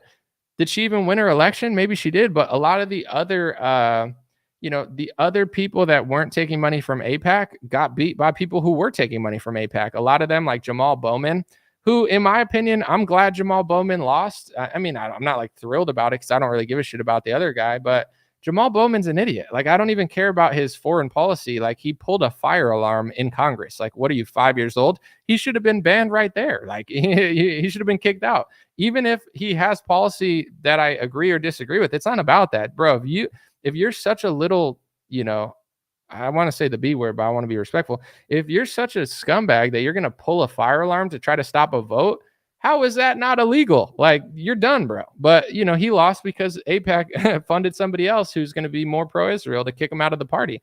And then you listen to Trump and all the controlled opposition Republican media, and they'll be like, oh yeah, like the Democrats are pro-Palestine. Like 5 of them, the voters are, not the old ones, the young voters are, but the party has like 5, 7. And even AOC is not even like Jill Stein, who happens to be Jewish herself, but she's a big pro-Palestine person, and she's a big critic of Israel. She's like Green Party, she's more progressive. Jill Stein calls AOC Alexandria Pelosi, because it's like AOC pretends to be like she's pro-Palestine and she's progressive, but she's really just like a Democratic shill. She's a total normie. She's she's not even that far. Like, that's why she's allowed to like stay and, not face that much pressure. But the other ones that actually go pro-Palestine, or that actually threaten America's foreign policy or the foreign aid, they get voted out. I think like most of them already did, and it's like, all I'm saying is I'm not telling people what to believe with foreign countries. It's not up to me. I'm just saying, when you listen to Trump or these other people, they're going to tell you all the Democratic Party. No, 90-something% of the Democratic Party is Zionist. The only ones that aren't are getting voted out. There's like 5 In the Republican Party, it's like Thomas Massey. And the other ones that know better are scared. They're probably scared. Thomas Massey's the only one who doesn't seem to give a shit. But everyone else, like people like Marjorie Taylor Greene, from what I've seen, it's like she's this, she's that. Like she knows what's going on in politics. Everybody does. They all do. Matt Gaetz, you think he doesn't know? He knows. I would think, he's been there long enough now. It's like they don't want to vote against certain things because it's like it's a career-ending move. Like if you vote against foreign aid, you're going to have a lot of money dumped into your opponent in order to do that. But then, of course, it's not foreign influence. It's just hate speech if you talk about it. So, I'm going to read some comments and read some super chats, not the old ones. Sorry, I'm not going to scroll down, but I just want to kind of do a full summary of the episode. And then I'm not going to stay that long today. I'm probably only going to stay till like an hour 30 or so. But the first story is allegedly, according to reports, Tenet Media, and I say allegedly because I don't believe they were named in the actual indictment or in the DOJ memo, whatever it would be technically classified as. But, it says that Russians, and one of the articles too, I noticed this, one of the articles said, Lauren knew they were Russian or something. And it's like, imagine that for any other talking points. Like they knew they were Greek. They knew they were Israeli. They knew they were Spanish. It's like, just because you work with a Mexican in America, you don't assume that they are like taking money from Mexico. So it's funny how loosely they talk about Russia. And I don't care. I'm not a politically correct person. I don't care what they say. Like I would think it's funny, but they're like, she knew. It didn't say she knew they were working for Russia or Russian state media. It said she knew they were just ethnically Russian. Well, America's pretty diverse at this point, so it's hard to not work with someone from a different ethnicity. But the news is fine with saying that. Say it in a different category, and you're on Fox 5. You're on Channel 4 News. But anyway, Russians working with Russia state television changed their names, faked out some Republicans, it seems like, and were paying certain people $400,000 a month. $400,000 a month. No wonder why these Republican podcasters don't care. They're like, civil war, Trump. You were making $400K, you'd probably do that. I'm not saying they paid them to say that, but it's like people are like, these people care so much about me. It's like they're making so much money. It's ridiculous. I don't know. If I made $400K for a couple years, like a month, I'd probably retire. I'd probably be like, all right, enjoy the news. Sorry about that. I'm going. I'm out. What do I want to talk about this? I know how things go, and I try to be graceful about it too, because I'm only one person. I know what's going on. I know that they get upset when certain narratives are questioned. It's like, it's dicey out there. But anyway, we'll see what comes from this. Part of me thinks that, it's completely real and that, Russian people lied and created something. Part of me feels like it could have been a setup or, like at bare minimum, it's not being equally looked at. But it's not up for me. Or up to me. So we'll see what goes on there. And I guess another thing is like what glitters is not always gold because, imagine you're one of Tim Pool and Benny Johnson probably have like a disgusting amount of money at this point, but imagine you think you're getting this massive deal and then you just end up on the news and you don't even know about it. Like that sucks. I don't know if Benny cares or Tim cares. Maybe it helps them in the long run, but I kind of feel bad for people that didn't want that attention because imagine you just think you're getting paid and then all that happens. That's got to suck. I don't think they knew anything and I don't think they were involved. But yeah, Merrick Garland did it. So we'll see what happens there. That's definitely, I just don't know that it's being equally applied. But just like with sports or anything, they're not pretending like it's being equally applied. It's not. Now you know. The Tucker Daryl Cooper interview or Martyr Made, I listened to it. I didn't think it was that crazy. I understand why people were mad because he was talking in specifics about World War II in the camps, and he did make like some claims that I understand would make people mad. I guess me personally, I don't have like a huge agenda. Like maybe if my ethnicity had speech laws all over the world, maybe then I would care. You know what I'm saying? And I'm not being like condescending. I'm being honest. Like, there's a lot of people who their ethnic group has speech laws all over the world. I don't really know what that's like. Like imagine, I'm part Italian. Imagine if there were 19 countries where you could go to prison for questioning Italian history. Like, I don't have that in my pocket. They do. So, I get why they get mad, because it's like they're, this guy's out here threatening their, censorship complex, where it's like they're never going to admit that. But it's like, I'm not asking to be on a level playing field, but they act oblivious of all these things. Like, there's 19 countries that throw you in prison for doing what he just did. That there's speech laws being passed all over this country.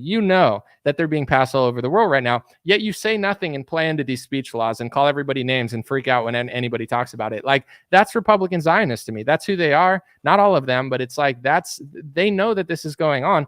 Imagine if there were all of these things for Italians, and I just sat here calling people anti-Italiaphobes. We got to get rid of all the anti-Italiaphobes.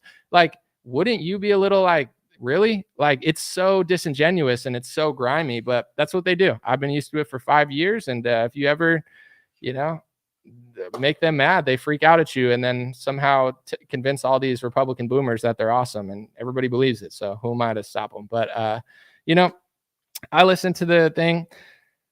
It was interesting to me because he seemed to research and know a lot, but I guess I'm just not that egotistical on history. I'm not saying he's like a bad guy. I'm just saying, like, I don't know.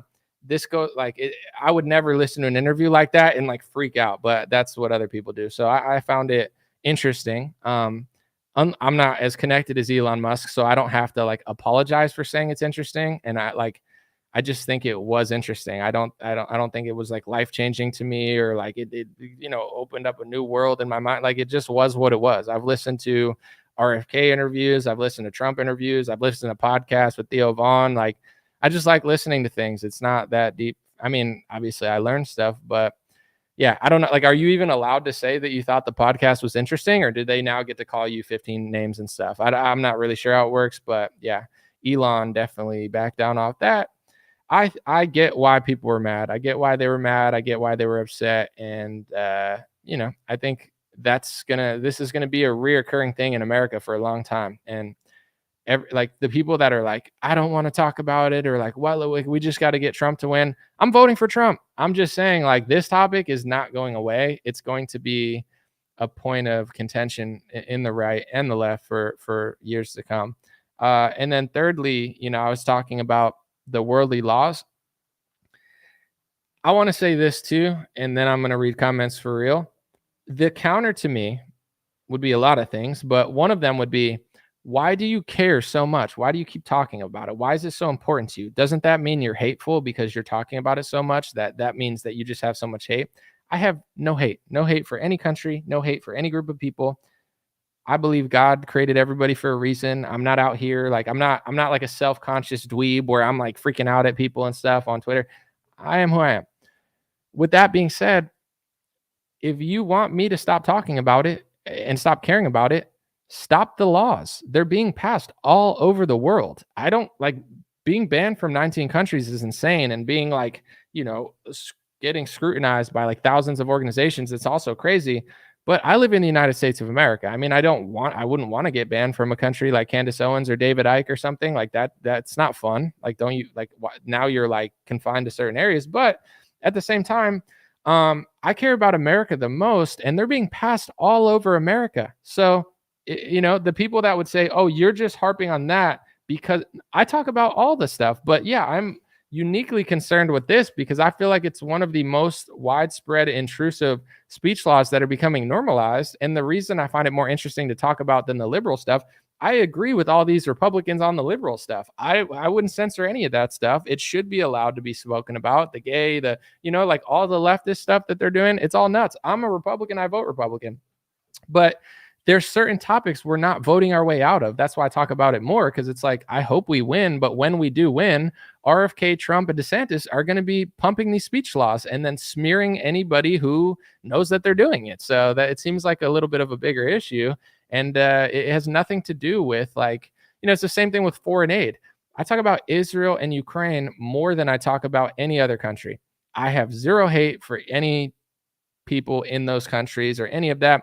It has to do with the amount of money we're sending. If we were sending hundreds of billions of dollars to Italy, even though I'm part Italian, I would still be disgusted by that. Like, if you changed Italy with Israel or Ukraine with Italy and it was the same dynamic going on, I would be pissed also. I've never even been to Italy. You know what I'm saying? It's like, why are my tax dollars funding another country? God bless them, but why can't they fund themselves? We gotta start a war with another. Like, I'm against it, but that's like there's a reason they always try to gaslight, especially obviously liberal media gaslights about everything, but in conservative media, they try to gaslight you into believing that everyone's just hateful. Like people don't even realize, but Republicans have been so brainwashed by all of the media that they're the same as a liberal, that they can't explain why Trump's a racist, but they just keep repeating it over and over. If we call Trump a racist 50 million times, people will just start repeating it. And that's what you see: anti-Semite, anti-Semite, anti-Semite, anti-Semitism, anti-Semitism, anti-Semite. Like that's all people know how to do because they've been conditioned by the literally almost every Republican media company into thinking that. So it's like, are some people dickheads? Absolutely. Like some liberals are fat, some liberals are skinny, some liberals mean well, some liberals are devious. Like I'm not people come in all shape. I'm not justifying or gatekeeping certain people that you hate. Like there's people that I hate that are right wing. There's people that I hate that are far right, moderate right. Like I'm not going to say I like hate them so much, but it's just like I move on and just live my life. But like there's people I don't like all over the place. I'm not justifying it, but if you only say like that's the main thing. Like, oh, I've seen so many people that say like, oh, he hates this, he hates that, he's become so hateful. You sound like a liberal. I'm talking about it for the reasons I just explained. The speech laws, stop the speech laws, and then I'll never talk about it again because I don't care. We're funding multiple wars in Ukraine and Israel. It's worth a conversation because it's not just affecting our finances. It's affecting our relationships with other countries. People don't realize because they're so brainwashed by Western media, which is wildly pro-Zionist in most categories, not all. There's some liberals that aren't and some Republicans that aren't, but for most of it, it is. They don't realize that the way we're seeing the world is not the way most of the world sees it because they're not under that spell. And we're losing a lot of other allies. We're losing a lot of like the whole BRICS probably never would have been created if it weren't for a lot of our intervention in certain countries and then in Ukraine, etc. And it's like it could cost us massively. So whether you think it does or doesn't, it's natural for an American to have an opinion on it. It doesn't mean they're hateful against a country just because that country's so heavily involved. Like, this is just like a rough example, but it's like if I went around and I smashed like 1,000 windows in a neighborhood and then someone's like, yo, stop smashing the windows. And I'm like, oh, why are you talking about me and not everybody else? It's like, well, because you're doing the most right now. It doesn't mean no one else has done anything or you're necessarily a horrible person, but like, stop gaslighting me. Like there's a reason I'm talking about all this stuff. It has nothing to do with hate. And I don't have to pander this much, but it's just who I am. If I was such a hateful person that I hated entire groups of people, I'd probably just tell you because I don't really give a shit at this point, but I'm not that person. Like I don't hate any religion. I don't hate any race. I don't hate any country. That's not who I am. I know if I ever went to Israel, probably the media would not be happy now because they just lie about me constantly, but maybe they would. And I'm sure there's millions of good people there. I know people that have gone to Israel and they loved it. My buddy who used to play pro basketball, he said it's one of his favorite places to visit. He said people are awesome there. Palestine, I'm sure, it would suck to go because the infrastructure has been blown up, but there's a lot of great people there too. Like I don't hate people. Like that's not who I am. It's never who I'll be. But similar to wrap this up, similar to what's going on now, like there's certain narratives that they just want to stick. Like, if you criticize certain things, they want a narrative about who you were to stick, whether it was true or not. With Putin, the media, not all, but they're trying to say Putin is like the new Hitler. Like everything is his fault. Everything he invaded, he did this, he did that, and he's the enemy, and Ukraine's the hero, and Zelensky's the hero, and America's the hero. And if you don't think so, then you're pro-Putin. Like there's no crazy laws about it yet, but at the same time, it's like they want that narrative to stick about this war. I'm not a Russian fan or a Putin fan, but it's like, do I think that Putin is 100% responsible for everything that's going on in the world right now? 100%? I don't believe that. I believe he's responsible for a good portion of it. He's definitely a main player, but like, is that going to be the history that I have to believe in 80 years, like, or 50 years and kids are going to get kicked out of school? Like, I don't know, but that seems to be the direction that they're going now. Luckily, there's a lot of people that like Elon Musk, David Sachs, a lot of others, like that don't believe that. And I'm going to end on this note too.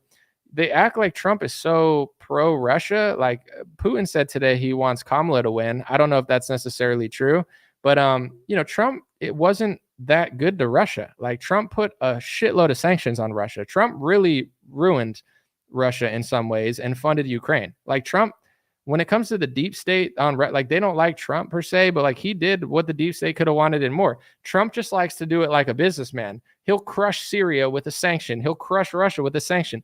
Trump doesn't like war. He doesn't like killing, but he likes to do what they want anyway. So it's like this idea that Trump was so pro-Russia, like if you look up the history, you could find even like liberal journalists admitting that Trump was actually harder on Russia than Democrats. Like he was not that pro-Russia. So like, is that going to be the history books that's going to say like Trump was pro-Putin? Like Trump is not pro-Putin. He just likes to talk to him and sanction him instead of like bombing. That's just the like that's how I see it. But someone said Anomaly is a half Italian or Chicago style or New York style pizza. Well, I've been to Chicago, or I've eaten Chicago pizza with a girl who's from Chicago. I don't think I've ever been there, but she was like, you got to try Chicago pizza. It's cool. It's interesting. I'm not against it, but obviously I'm going to go with New York pizza. New Jersey pizza, fire. I heard Connecticut randomly has like a really good pizza for whatever reason, or is it Massachusetts? One of those states has like a really town with like a lot of good pizza, but I got to go East Coast for sure. Thank you, Brett. I appreciate you. Someone said, when you're of an opposing nation, why wouldn't you want the weaker candidate to win? Putin has said he doesn't care who wins because it's the same foreign policy. He says like they're just basically like there, but you can't take his words as face value. Like this is the thing. Like I don't trust what he says. Maybe he's playing a game. He really wants this person. I don't know what he wants, to be honest. But that's the good thing about not being that opinionated. Sometimes people say to me, like, I wish you were more opinionated. One, I'm very opinionated. Also on Facebook, like I'll just ask, what do you think? I do it for engagement. And also it's like, this is what I'm learning. And this is a lesson, not just for me, but for everybody that gets so politically active. It's like Charmin. Sometimes less is more, even though that's kind of bullshit. Maybe like they just lied and gave you less paper, but like posting 50 times a day and having 50 opinions, it's not mentally healthy. So it's like, I'll do a podcast for an hour, 3 hours, and I'll tell you my opinion after I tell you the story. And then I'll try to be as fair as I can. I don't need to sit and post my opinion and argue with people all day. That's a terrible life, you know? So it's like, do you need every person you follow to post an opinion about everything? Why can't I be the one person you follow that posts 20 things on their Facebook in a couple of days and it's just presenting it, and then people can have their opinions in the comment? Like, I don't think I'm so important that my opinion really matters that much. So it's like, I have no problem presenting information and asking people what they think, because it's like, you know, I pick and choose my situations to like lean into, and then I just keep it moving. Like, I don't think, you know, it matters that much. And judging how much these people were getting, like $400,000 a month, guys, that's why they're doing all this. And they're not even the ones doing it. If you see me post on Facebook, whether it's a text or a picture post I'm doing everything. I've always done everything. I've never let anyone do any post, any tweet, any message. It's always me. These other people, they're getting 400 racks a month. They're not even posting. You think it's their opinion. They got a freaking intern just posting generic things from some probably like super PAC or something. So, you know, I'm not trying to argue, but people are like, why are you doing this or that? I don't know. Maybe if I got $400,000 a month from some company, I'd be just setting up an intern to have opinions too. But for now, this is the way I do it. Do I have a secret Italian spaghetti sauce recipe?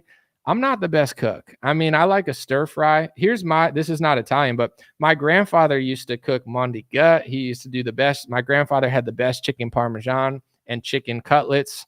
My grandpa was the good Italian cook. Rest in peace. He actually, very sad, he got Alzheimer's, which was so sad. He was so healthy and so strong and so cool. And then he got Alzheimer's. It was really sad, but he was a good cook. Me, I do stir fry. I keep it simple. I do eggs. I do healthy stuff. I like to chop up vegetables. I like onions, peppers, garlic. You know what I'm saying? Get some chicken or meat, stir it around, put some vegetables in it that are good. I like that. Keep it simple. Zane said, Canada is trying to criminalize peaceful protesting. The prosecutors have been appealing sentences and maliciously persecuting for years. Yeah, and here's the thing. Like, I'm against all of that stuff. So it's like, I don't even know what topic it is, but they get in on one topic and then they use it for other topics. They might tell you that they want to shut you up talking about transsexuals and gay dads or whatever, or it's like, Jewish things or Israel. And then next thing you know, they'll use it for something else. They'll stop truckers from protesting, or they'll stop you from organizing. So as a group of people, America has the First Amendment. Like Canada probably doesn't. So you guys are like, it's harder to get that freedom back that you maybe never had. We actually have it. So it's like, it's preserving it is so important because they use it as an end. It's the same thing with the lockdown. Like, it's the virus, it's the vaccine, it's the disinformation, it's the democracy. There's always a word they have to shut down people that they don't want to talk. And 9 times out of 10, the people that they're shutting down are the people that are right. People are like questioning like the lockdown. Those people are right. It's like the people that thought it was healthy and good for you to lock down for months are psychotic or just stupid. Someone said they're rewriting history in real time. I mean, I think they are, right? So any sensible person would be like, yeah, that's happening. So but anyway. Someone said Mexicans are spicy Italians. I never heard that before. I know that white people did not like Italians. Like when Italians first came here, there was a lot of inter-Caucasian racism, Irish, Italian. My grandfather told me someone told me like they didn't want my grandfather marrying my grandmother because he was Italian or something. I don't know why Italians does anybody know like why did Italians have a bad rep when they came to America? Like what were they doing that everyone was like mad at them? Now nobody cares, but like for a while, people were definitely like, I'm not crying about race. Like it's just like people were racially not liking the Itals.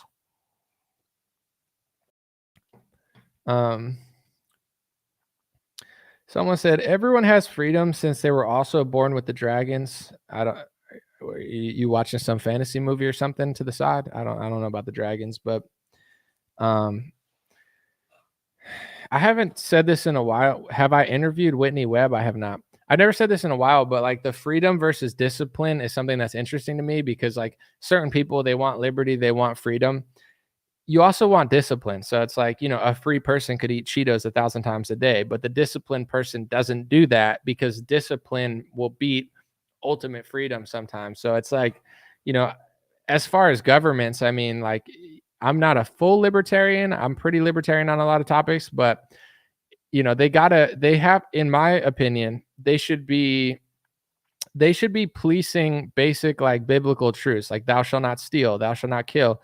These things should be policed by the government, but all the other stuff, like, do they need to give you they need to take 40% of your money to fight a war? Like it's too much. But, I think liberty from the government is important, but, discipline is also important. So it's just different when your government has no discipline and they're trying to crack down on your liberty in order to make you more unhealthy. Like, if I listened to the government, I'd be obese and stupid. Like literally, like I'm in shape.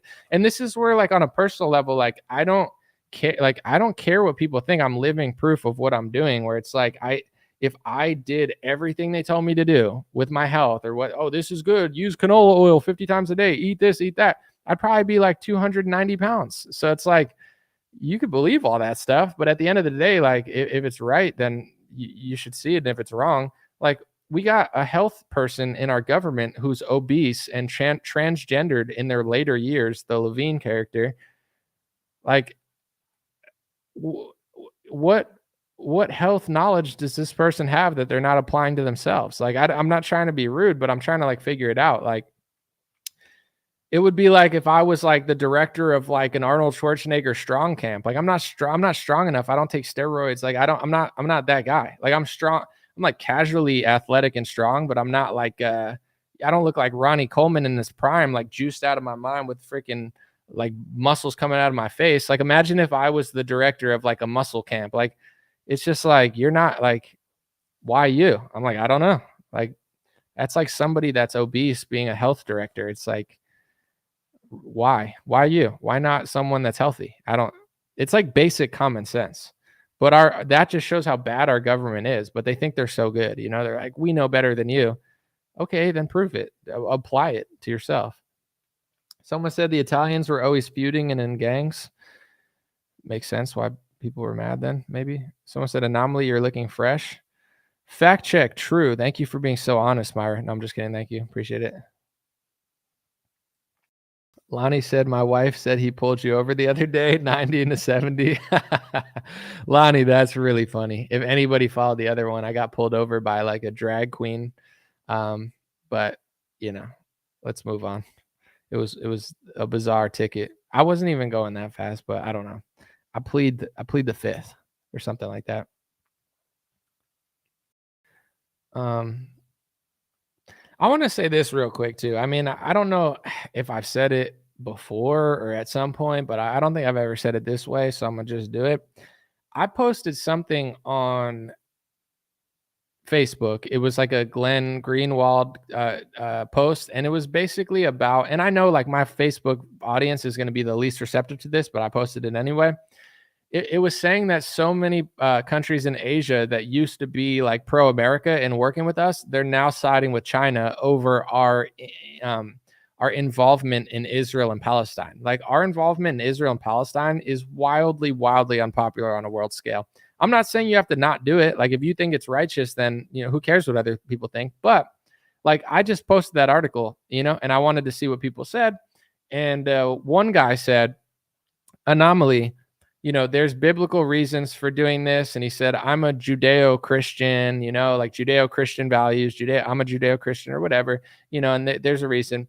And I have a few thoughts about that. But the first one is, and I know like when I type it, it comes across as very like rude or angry, but I'm not angry. Maybe I'm rude, but it's like, I can't take anyone seriously that puts another religion in front of their religion. Like at that point, you're like an ant to me. Like, you know what I'm saying? Like you talking like you're a Christian, but you put another religion in front of your religion. I can't hear you. It's like, what are you saying? Like, you know, you're too small. Like, that's so embarrassing. Like if you're Jewish and you follow Judaism, would you call it Christian Judaism? Of course not, because the Christian part negates the Judaism. Judaism is not Christianity. Islam is not Christianity, and Judaism is not Islam. I'm not saying there's anything wrong with that, but like, have you ever heard a Muslim who says I'm Judeo-Islamo? No, because their religions are different. No Jewish person who is taking Judaism seriously, a rabbi, a scholar, would put Cristiano Judeo. Like that negates their religion and shows complete inferior complex. Like I'm not even here because there's another religion in front of mine. Okay. So off the jump, it's ridiculous. Like you should be embarrassed. You know, you're not like, and just on like a psychological level, I'm not even complaining, but I'm not shocked that the West is falling. You got a bunch of men putting an entire other religion that's not like their religion, or at least like every religion somewhat similar, but it's not their religion, putting it in a hyphen in front of their religion. And then they have nothing in the Western world. And they're like, where did it all go? You gave it up. You didn't want it. You put a hyphen in front of your name and gave it to someone else. Like what did you expect? Like you're not a victim. The Christians are not you put a whole nother religion in front of your religion. You can't even stand on your religion. I respect an Islamic person or a Jewish person who says, I'm Jewish. I study Judaism. This is Judaism. That's my culture. Or a Muslim that says, I'm Islamic. More than I respect a Christian that says, I'm a Judeo-Christian. Can't even stand on your own religion. You're not real. With that being said, on that topic, it's not to be hateful or whatever, but it's just like if you study that religion that you're putting in front of your religion, they have a certain book, and I'm not saying it's the gospel, because the Talmud is allegedly just a bunch of rabbis giving their opinion and perspective, and it's not, you know, the word of God necessarily, but that, you know, it depends on what type of Jew you are and Jewish scholar you are, of like what you think about this and that. But there's a book that says that Jesus is boiling in hot excrement for eternity. So it's like you put an entire other religion in front of your religion that says that your guy is boiling in poop, and that's your culture, is putting that religion in front of yours. Like, you're an embarrassment, you know, and that's outside of whether I think America and Israel should be aligned as allies. Like, you're just a pathetic person. You know what I'm saying? Like, it's hard to respect you because you don't even respect yourself or your own. Like, you got literally psyoped and duped into hyphenating your religion and putting a completely different religion in front of your religion. You're an idiot. And that's why you're losing everything, as you should, because weak idiots lose things. Like, that's how history works. If you're too dumb and you're too weak, you lose. You know what I'm saying? Like, you're not a victim. You're dumb. You deserve to get conquered. And I don't say that with pride. I'm just saying, like, yeah, no wonder why they think you're idiots. You are. With that being said, now when you look at the relationship, if I say one thing about this or that, and the first thing is like, well, look at the Bible. Does the Bible say that you should never ever have a criticism of a church or a pastor? Or, like, it doesn't say that. You know what I'm saying? So, like, America is your nation and you're allowed to critique it. Joe Biden calls himself a Catholic and you're allowed to question him. You're allowed to question your country, your race, your religion, your churches, your pastors, your foreign policy, your economics, your everything. But there's a country that is above that. Then that's no wonder why they call it Judeo-Christian, because now your religion is Judeo-Christian. You're putting that in the same category as God, where you think you can't even question it. So I'm just saying, as an example, whether it's on purpose or not, let's just say it's not on purpose, because obviously if you say it is on purpose, then it's a blood libel. But I don't, I'm not an expert on the area, so I don't even know. But in general, say a church gets bombed. What do?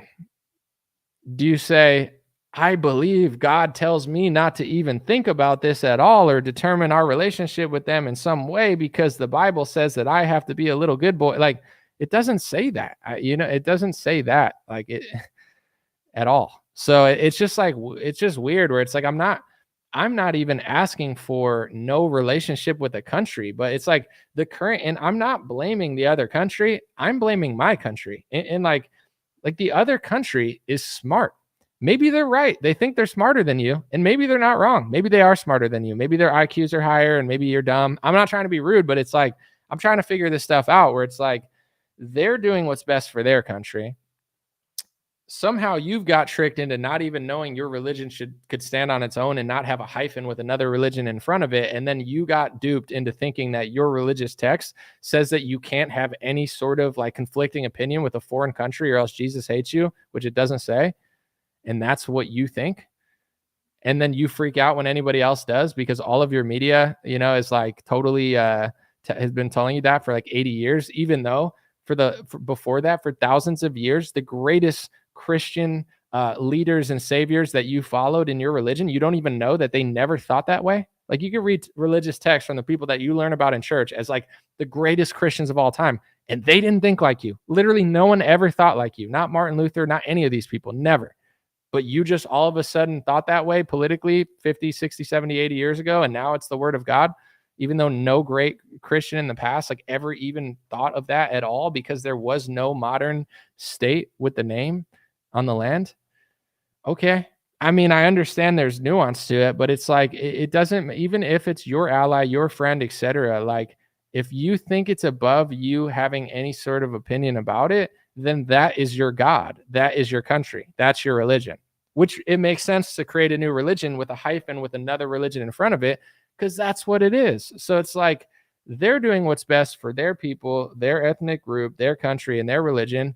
And you're doing what's best for them at the expense of you lose. You know what I'm saying? Like, I'm not even mad about it. I mean, obviously I would love to see the world thrive and everything, but like, that's just how things work. I don't like that's why, like, in my view, like the Christian Zionists, like, they're like Dumb and Dumber. You know what I'm saying? It's like, boop, boop, boop. They can't figure out what's going on. It's like, whoa, we're losing everything. Like, duh. Like, you don't have a political party that puts your anything first. Like, you were second fiddle to that, and you're cool with it because you got tricked into thinking that your Bible says that.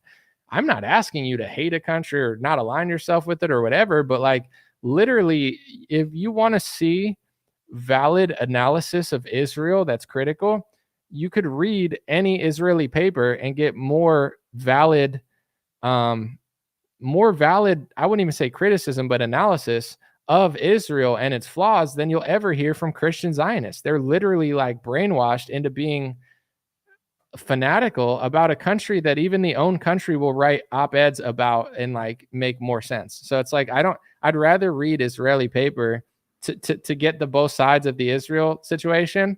You can't listen to a Christian Republican or Republican Zionist. Like they're like doofuses.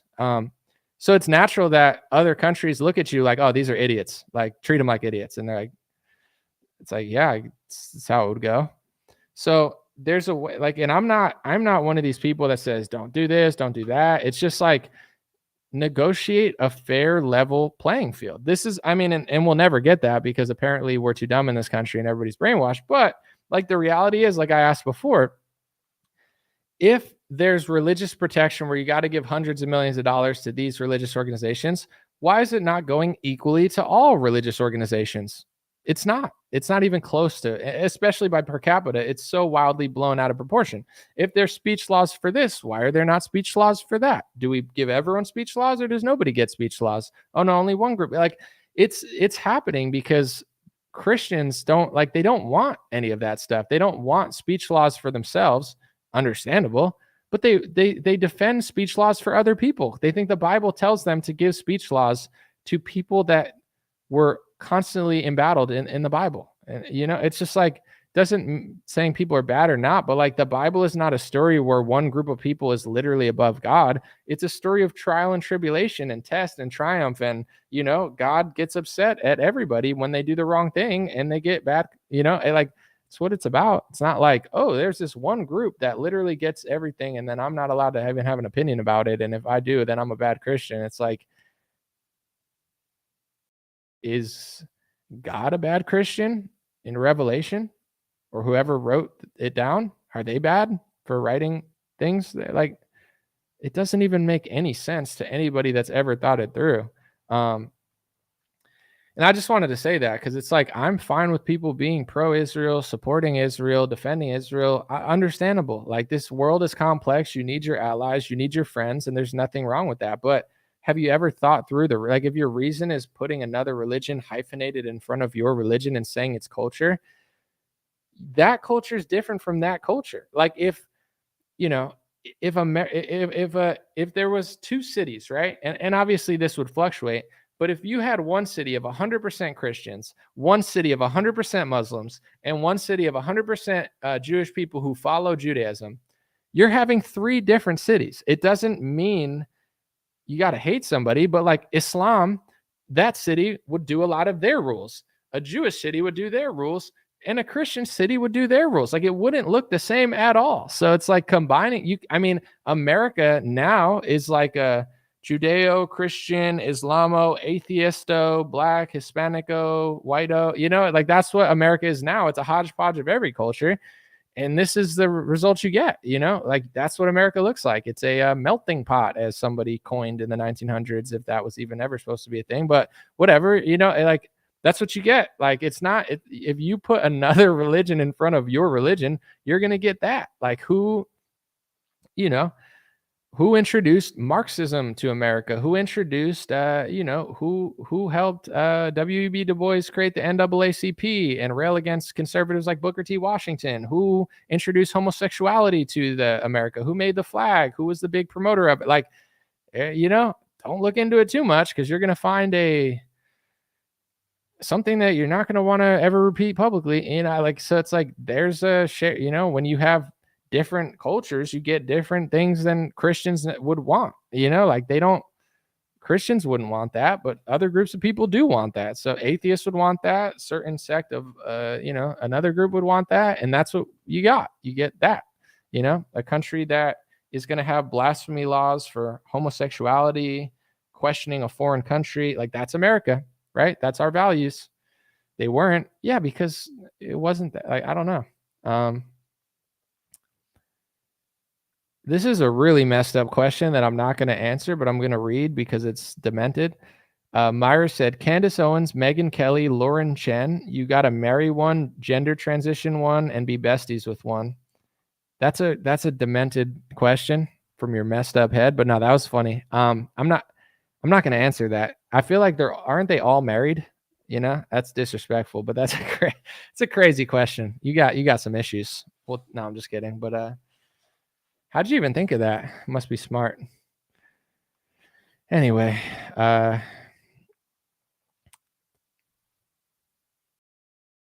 someone said Jesus was a false Messiah. Obviously, where is the temple and world peace? As much as that might offend me and Christians, luckily America does not have Christian blasphemy laws where people have religious freedom. If only I had religious freedom to say the same thing about your religion or someone else's religion, but I don't live in the United States of America. I live in the, blank hyphen blank society of you can't say that, but you could say this. So I'm not pretending like America is what it was. It's not. But I don't care that you said that personally. I mean, obviously it's not what I want to hear, what I believe, but I like that that in this great country, you're allowed to question religion. Just not one religion and one race, but every other one, but not one, or else you have to get canceled and give $1 million donation. So someone said you blaspheme Judaism all day, don't troll. Well, how do I blaspheme it with like the speech laws, or like what have I done that blasphemes the religion? I don't know the religion. Does it really say Jesus is boiling in hot poop forever? Because that's all I'm trying to tell. Like, I mean, I don't know what you would, but like you're out here saying Jesus was not the Messiah. So do you think a Christian should say they're Judeo-Christian, where most people who study Judaism think exactly the same as you? How would their religion be a religion if they're putting a whole nother religion that doesn't believe their religion in front of their religion? Someone said, let's talk about it any day. Yeah, I'm sure. But I guess my question is like, just give me, perhaps we could do like a longer chat sometime, but can you give me one way I blaspheme the religion? I'm not saying I don't, because I'm sure I blaspheme Islam sometime. To be honest, I probably cross a few lines in Christianity, like by cursing or doing some ignorant things sometimes. So I'm not like saying that it's not happening, because I'm definitely not a perfect person. But I'm just curious, like one example of how I blaspheme your religion. I'll read in a second. Let's see. Someone said, do you have a favorite Bible verse which speaks to you deeply? I like the whole Bible, the whole thing, the front, the back, the middle. It's so great. One time I read it and I was like, whoa, the Bible's great. That's my Trumpian answer.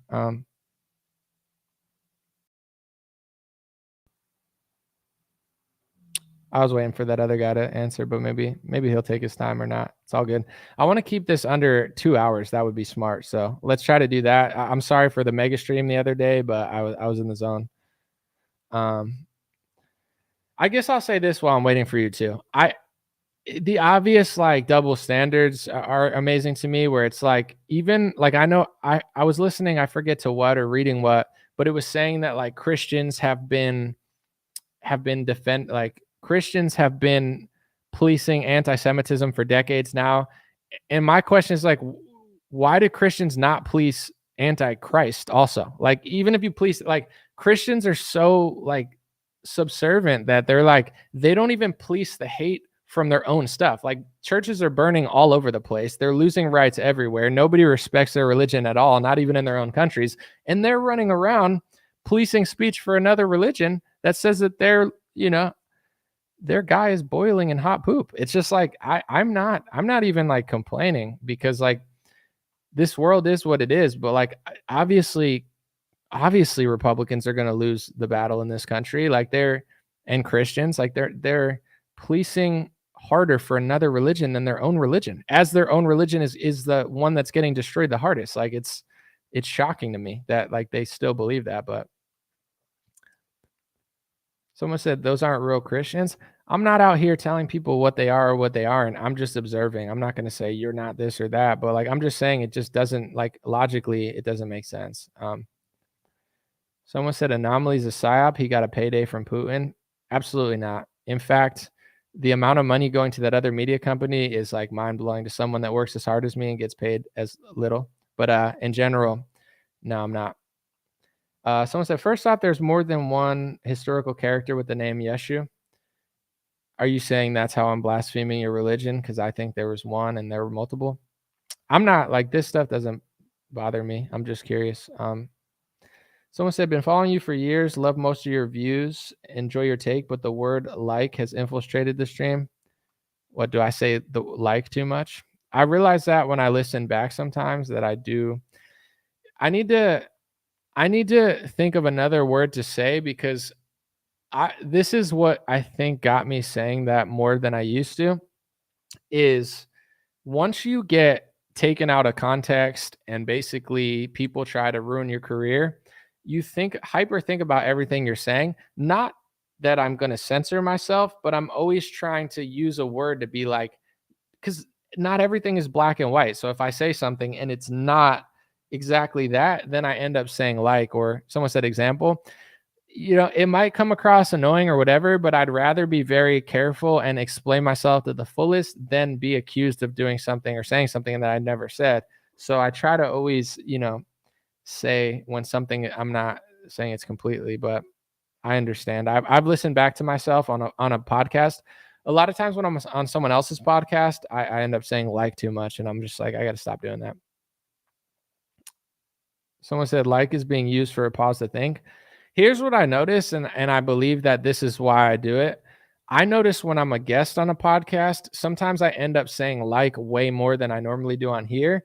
And I believe it's because when you're on a podcast with other people, especially when it's multiple people, it's hard to pause because somebody's going to jump in. When I'm by myself, I could pause. You understand? But when you're on with a bunch of people, you just want to keep going because you're going to probably get like cut off and you want to finish your thoughts. So you just throw in words there. Abu said, you need to learn Hebrew before you judge. Well, my brother, here's what I'm saying. I'm not one to judge and be overly judgmental or hateful. I'm just talking about my country. Like if there were no speech laws, right? If there were no speech laws in my country and the money were either not being printed or distributed somewhat equally, you would not hear a complaint from me. But it's the lopsided nature of my country. It's not a religion. It's not a foreign country. It's not a group of people. None of that bothers me. I don't subscribe to that religion's so bad or this or that. But I do, as you probably know, that religion is, baked into it is an ethnicity of a group of people in a foreign country that includes almost that entire ethnicity. And that's not my ethnicity or religion. So respectfully, it's no disrespect to the religion or the people or anything. It's none of that. And it's not that I'm overly judging, because I've been, I think, very graceful when I've talked about the Talmud because I don't understand it. I haven't read it. It's incredibly long. It's like massive encyclopedia of rabbi conversations. So I'm not even pretending to. I'm probably one of the more graceful people that brings it up because I don't know that much about it. But I'm not pretending to. I'm just asking Christians the question why and asking my country the question why. It's not so much a disdain or whatever for another group or religion. It's more like I think it's patently insane that you get thrown in prison in 19 countries for questioning history. I think it's wild that one group gets around the world history blasphemy laws, but other groups that have had tragedies have to be told their tragedies are not as bad or important, and you don't get the laws, you don't get this, you don't get the money. It's lopsided. And maybe that's what people want. They want lopsided rules and lopsided money and lopsided laws. And then people notice, and then they say it's hate, and then they make more money. Maybe that's what they want. But, if you want people over time to like you and like it, then I think it requires some humility about it and to be like, yeah, I understand why Americans would not want hundreds of speech laws passed into their country and thousands of international organizations calling them names like for noticing it, but if that's not what people want, if they just want the money and the power and the leverage and then the using the noticing to call people hateful and then to raise more money, then that's what it is. I'm not, if you could tell the tone of my voice, I'm not angry, I'm not mad. I'm just like, I'm not pretending to know what's going on, but obviously people are not going to like it. Someone said Christianity claims they are the new Israel. Whatever claim you have against Israel should be applied to the new Jews. I'm not following what you're saying. Someone said you can't judge the biblical Israel by a country following American foreign policy. I think I agree with that. I don't I don't think I disagree with that statement, but that's a whole Christian conversation. I don't know what the Hebrew text says about it, but does Israel refer to the modern state and government, or does Israel refer to the people who give their life to Christ? I mean, maybe I'm butchering it a little bit, but I believe that's the debate being had in the Christian world, where of course there is a physical land of Israel and Jerusalem, etc. But, for example, like if you're a Christian, and this is like the paradox of it, if you're a Christian and you think you need to respect Israel, do you believe that Israel is the Jewish people on the land right now? Or do you think that Israel is the house of Christ and the house of God and the people that follow his scripture?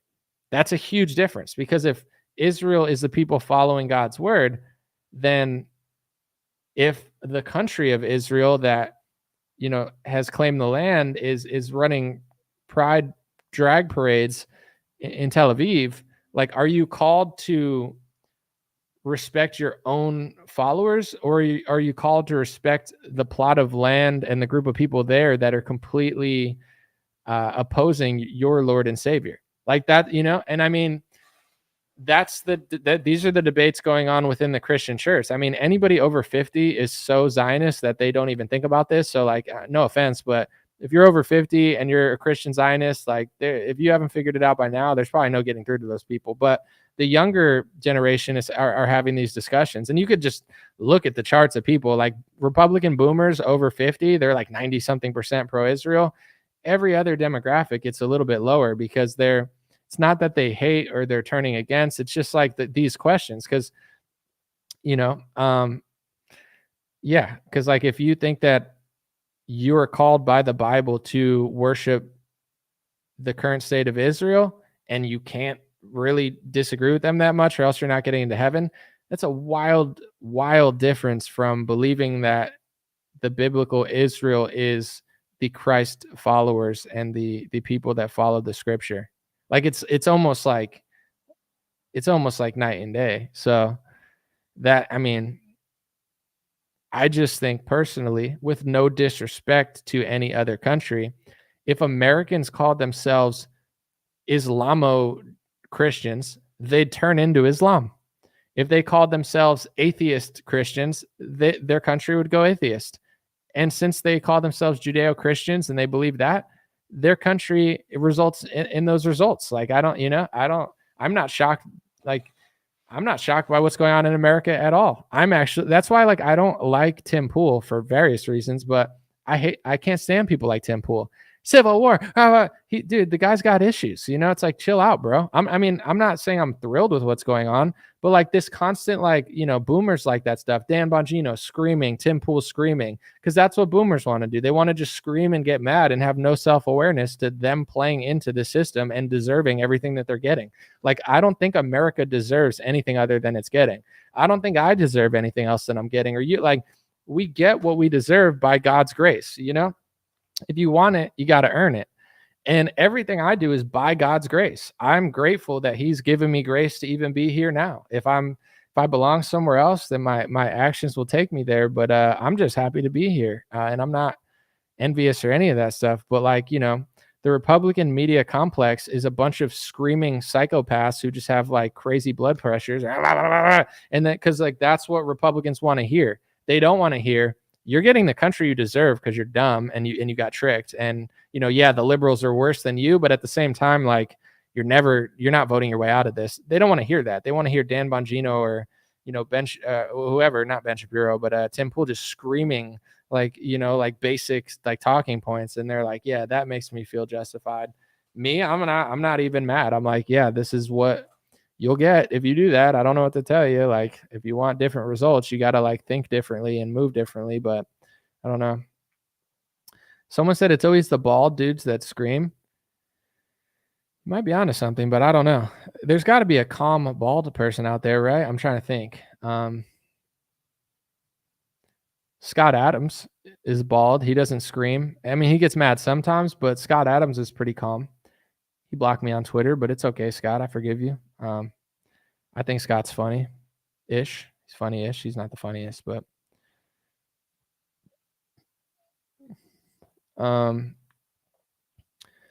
Abu said, he said, Jesus was and remains Jewish. His teachings and his Bible are Jewish. Any Christian tradition either stems from Judaism or from foreign Roman paganism.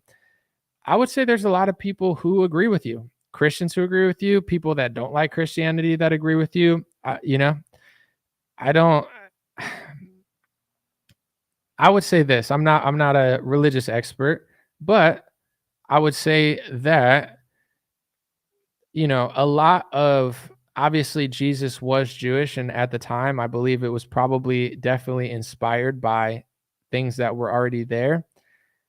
However, I would say that a lot of his Bible was the rejection of the current Jewish establishment and him trying to basically awaken Gentiles to the corruption and malevolence of some, not all, but I wouldn't say it wasn't inspired by that, but I would say a lot of it is a rejection of that. It was inspired by that, but also a rejection of that at the time. I'm not saying right now, but we are the something said anomaly is being a used idiot. Are you trying to say useful idiot? If you're gonna criticize me and lie about me, you got to spell right, because if not, you just look really dumb, which you are. But someone said Muslim propaganda is all over the place. Where am I pushing Muslim propaganda? Can you enlighten me to pushing Muslim propaganda? Can you expand on that? Since I feel like we barely even talked about Islam today. I'm not Islamic. No offense to my Muslim brothers out here, but I'm not Islamic. It's not my religion. I believe America, excuse me, should be Christian, or at least liberty-based Christianity, not going against the founding documents. But I don't know why you think that. You just sound really dumb. Is your IQ above 70 or no? If not, then maybe we should just stop talking. Someone said the letter J was not around 2,000 years ago. It's possible. Someone said Jesus was absolutely Jewish. Yeah, Kevin, he said he went to the Hebrew temple. I don't think someone said Paul invented Christianity, not Jesus. I mean, some would say. I guess for the guy who said Jesus was Jewish, I don't think very many people, I'm sure with the internet, there's some people who will say that's not true, but most Christians and most people who read the Bible will say that no one's, or very few people are debating that Jesus was Jewish. But here's my best analogy. And I'm pretty proud of this one because I think it's the best one I've heard, and I made it up, but at least I think I made it up. Maybe someone else said it before, but George Washington was British. Okay. So does that mean he wasn't American? No, he was British. That's part of his history. But his defining moment was rebelling against Britain and defining himself as an American. No one's taking away his heritage, but it doesn't mean that you should call yourself Inglando Americano. It's why are you're American, right? No, I'm Inglando Americano. Why? Because we have Inglando Americano values. It's the same thing. It's yeah, George Washington was British, but his rejection of the British state was his defining moment as an American. It doesn't mean you should follow Great Britain. Imagine if they tried to lure you back in and be follow the king and queen of Britain because George Washington was a Briton. In my opinion, it's the same thing as Christianity. Yeah, it was inspired by Judaism and Jewish people at the time. Jesus was Jewish, but, at least the Bible, a lot of it is a rejection of that order. And even now, that's why thousands of years later, you still see battles going on between people, because it's you have people that want, Gentiles to fall in line. And then you have people that want to do the same thing Jesus was doing in some sense and rebel against that order because they find it blasphemous and wicked. And then those people find what you're doing blasphemous and wicked. It's the same.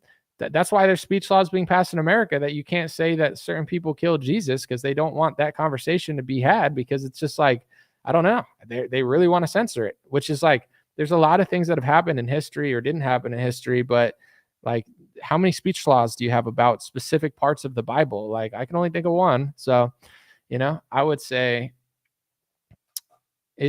I'm not, no one, very few people are denying that Jesus was Jewish, but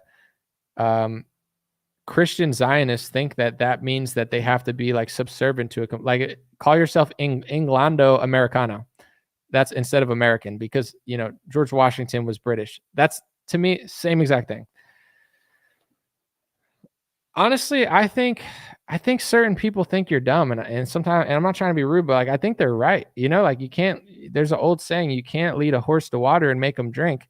Maybe some people realize they're just smarter and people are dumb, and they're just going to do with you what you want. I'm not saying it's the right thing, but like, if you want to not be treated that way, you got to stop acting so dumb. Like, if you can't even figure that stuff out, like, you're not a leader. You're not smart enough to make decisions that are going to like shift the scales of society. Like, you're going to get puppeted in some direction. It's like, if you like the pandemic, regardless of race or ethnicity or whatever, like, even IQ, I don't even think IQ is a determining factor, because there's people with wildly high IQs that got the vaccine. But the pandemic was like a perfect test of like, it doesn't matter what your race is, it doesn't matter what your religion is, it doesn't matter what your political party is. How easily tricked are you, or how subservient are you? Like, will you listen when you're told to do this? Will you listen when you're told to do that? Will you listen when you're told to do this? And most people did. So how could you sit and say that everyone deserves this and that? Yeah, I want people to have liberty, but if you're so dumb you give it up without anything, like, clearly the elites are smarter than you. They're treating you like animals. They're like da da da da da, and you're like, go go go. It's like, and that's 90% of people. You probably got, Asian people with IQs wildly high that are just subservient to their government and the global order, to some, like, and other races. So it's like, that's how the world is. That's why, like, everybody wants it to end.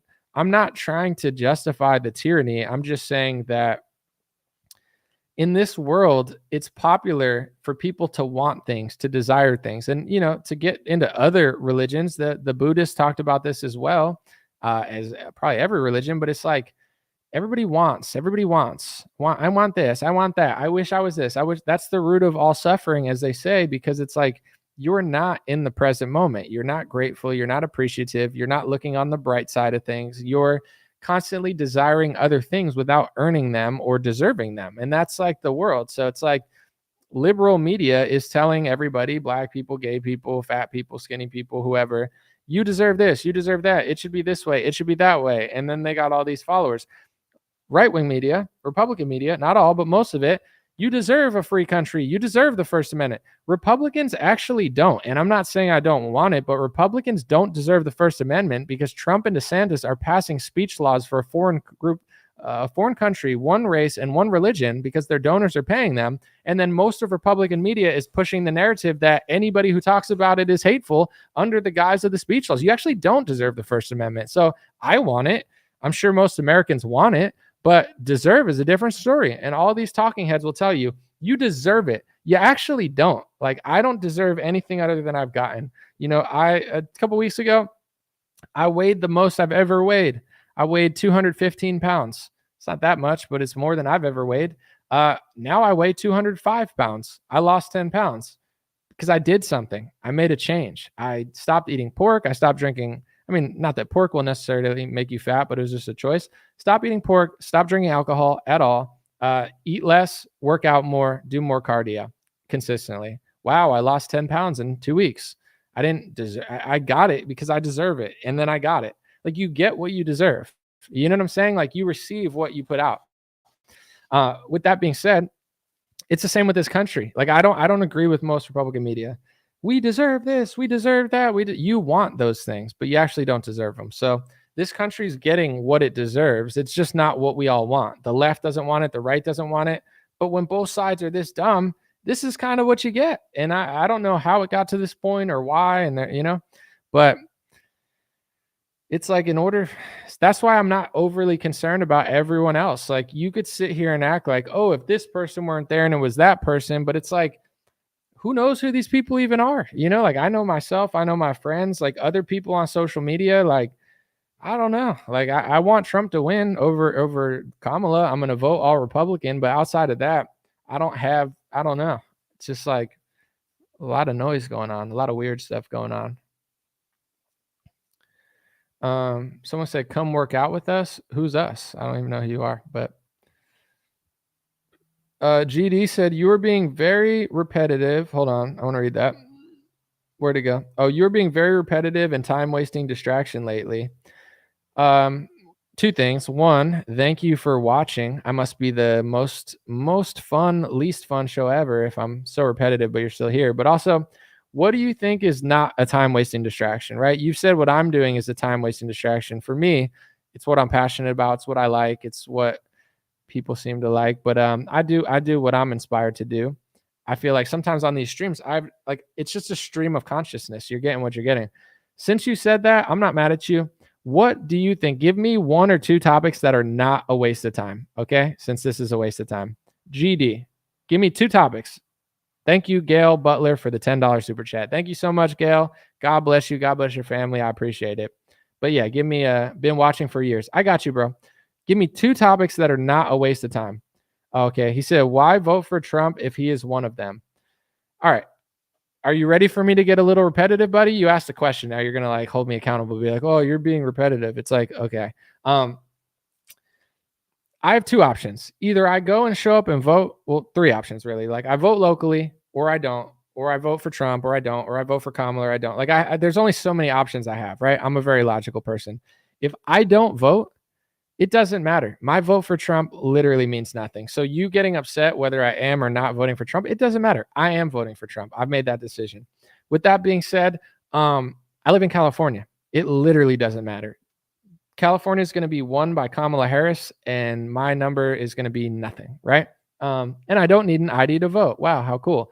Anyway, when it comes to locally, I see local policies. Like I see that LA County has a crazy, he who must not be named backed prosecutor who is literally causing murders in my county because they're letting criminals out of jail and Republican prosecutors are harder. That alone is a logical reason for me to vote Republicans. Are they perfect? No. But locally, there's a gaping, and gaping is a weird word, isn't it? Gaping hole of a difference. I just made it so weird, but that's hilarious. There's a huge difference between a Democrat and a Republican in local. I'm voting all Republican unapologetically. I don't care what people think. With that being said, my vote for Trump doesn't really matter, but I want to vote for Trump. I'm going to make a whole video on why I'm voting for Trump, just to be clear. And I'll tell you. So if you want the full answer, I'm going to really hunker down and make a full video at some point, maybe this week. I had a conversation with Bryson Gray. I should probably put out soon. I've just been super busy, but I got some stuff to do. I'll let you know. But I just think that Trump is the lesser of two evils. I think that he is going to do things that are favorable to me.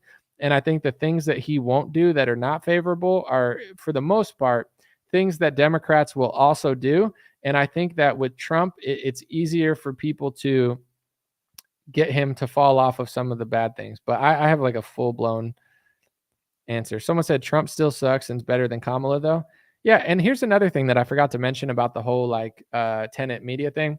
I don't know what they were doing, but Lauren Chen was at the top of that organization, or her and her husband. Lauren, I think, is like not voting for Trump. So it's like if Russian was infiltrating, but they were getting Republicans to say they weren't voting for Trump. I'm not saying that's what Lauren was doing. It was probably just her own accord, but it's like they weren't pushing everybody to vote for Trump. They're more critical of Trump. But that doesn't mean it's a foreign country doing it. It's just, if people are accusing you of foreign stuff, it's a lot more reckless. But until this happens, then it's like not that crazy to think. So, people said that of me too when I was criticizing Trump like 2-3 years ago.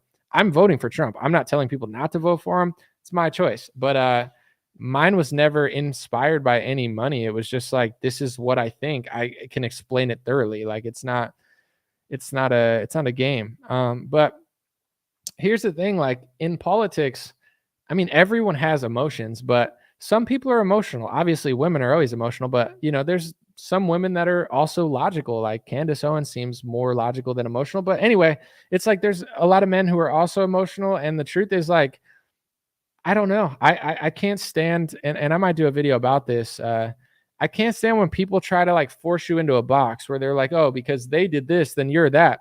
I'm none of these people. I don't even know these people. Like, don't hold me accountable for what these people are doing. Like, I saw a video of PBD where he said on his show, like, I called Candace Owens and told her to chill out or whatever because look what Dan Bilzerian said, and like that's where this leads. Like, he basically called Candace and told her to like chill. It seems like he said it publicly on his show. But here's the thing, like, Candace Owens is the reason that Dan Bilzerian feels the way he feels. Is PBD the reason that tens of thousands of kids are dying in Gaza because he won't go harder on it? Like, I would never blame him for what. Like, is he the reason that speech laws are being passed because he doesn't want to talk about them as much as I do? Like, that's a real slippery slope to blame someone else. Like, oh, you're like that person. Oh, you vote Democrat. You must be Kamala. Oh, you're doing this. Like, the people that do that, it's always lopsided. Like, he's going to tell Candace Owens that, look at what Dan Bilzerian said. He thinks that Israel shouldn't exist. Dan Bilzerian is not a dumb guy in the sense of like, he heard a lot of things. I don't even know it was specifically Candace Owens, and he came to that conclusion on his own. He's not dumb. You might not agree with him, but he's not a stupid person. So it's like he explained why he felt the way he felt. And I watched the podcast. PBD really had nothing for him. He had no good talking points, just deflections, and that's fine. I don't care. He did a good interview, but I'm just saying, it's like, if you're going to accuse Candace Owens of what someone else said, then can I accuse you of what are you responsible for everything Chris Cuomo's ever said and done? Are you responsible for the kids dying in Gaza? Are you responsible for the speech laws in foreign countries and people being thrown in jail because you won't talk about it? Of course he's not. So why would she be responsible for that when you're not responsible for your side of the argument? But people don't think this way. It's like they love to play this gatekeeper game where it's like, you got to chill out because look what Dan Bilzerian said. I could be like, you got to say more because, another hospital got bombed, but I'm responsible for what I'm saying and what I'm doing. And I don't hurl blame out on other people and like exaggerate that way. But that's what they try to do, where it's like, oh, if you go further than I want you to go, you're Nick Fuentes or you're Palestine or you're Hamas. Like that's the game. It's like, does this not apply to both of us then? Oh no, you're a saint. You're just the greatest, right? You're awesome. You're amazing. You're perfect. You're writing the line just perfectly. You're the best. You're so moderate and peaceful, right? But then anyone else who goes further, they're responsible for all of their side. But you're not responsible for any of that stuff. No. Just like, come on. These people are, they're good at gaslighting people to the point where they believe themselves and other people believe them. But I'm too smart. I see right through it. It's just so fake. But, let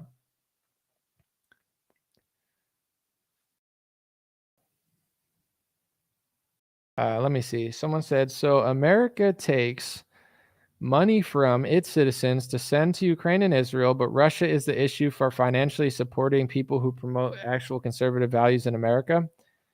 Well, the way they did it is they didn't register under FARA or whatever, but yeah, I mean, no, there's double standards. Like I said, and I don't want to say this hyperbolically because it has nothing personal, nothing about anything.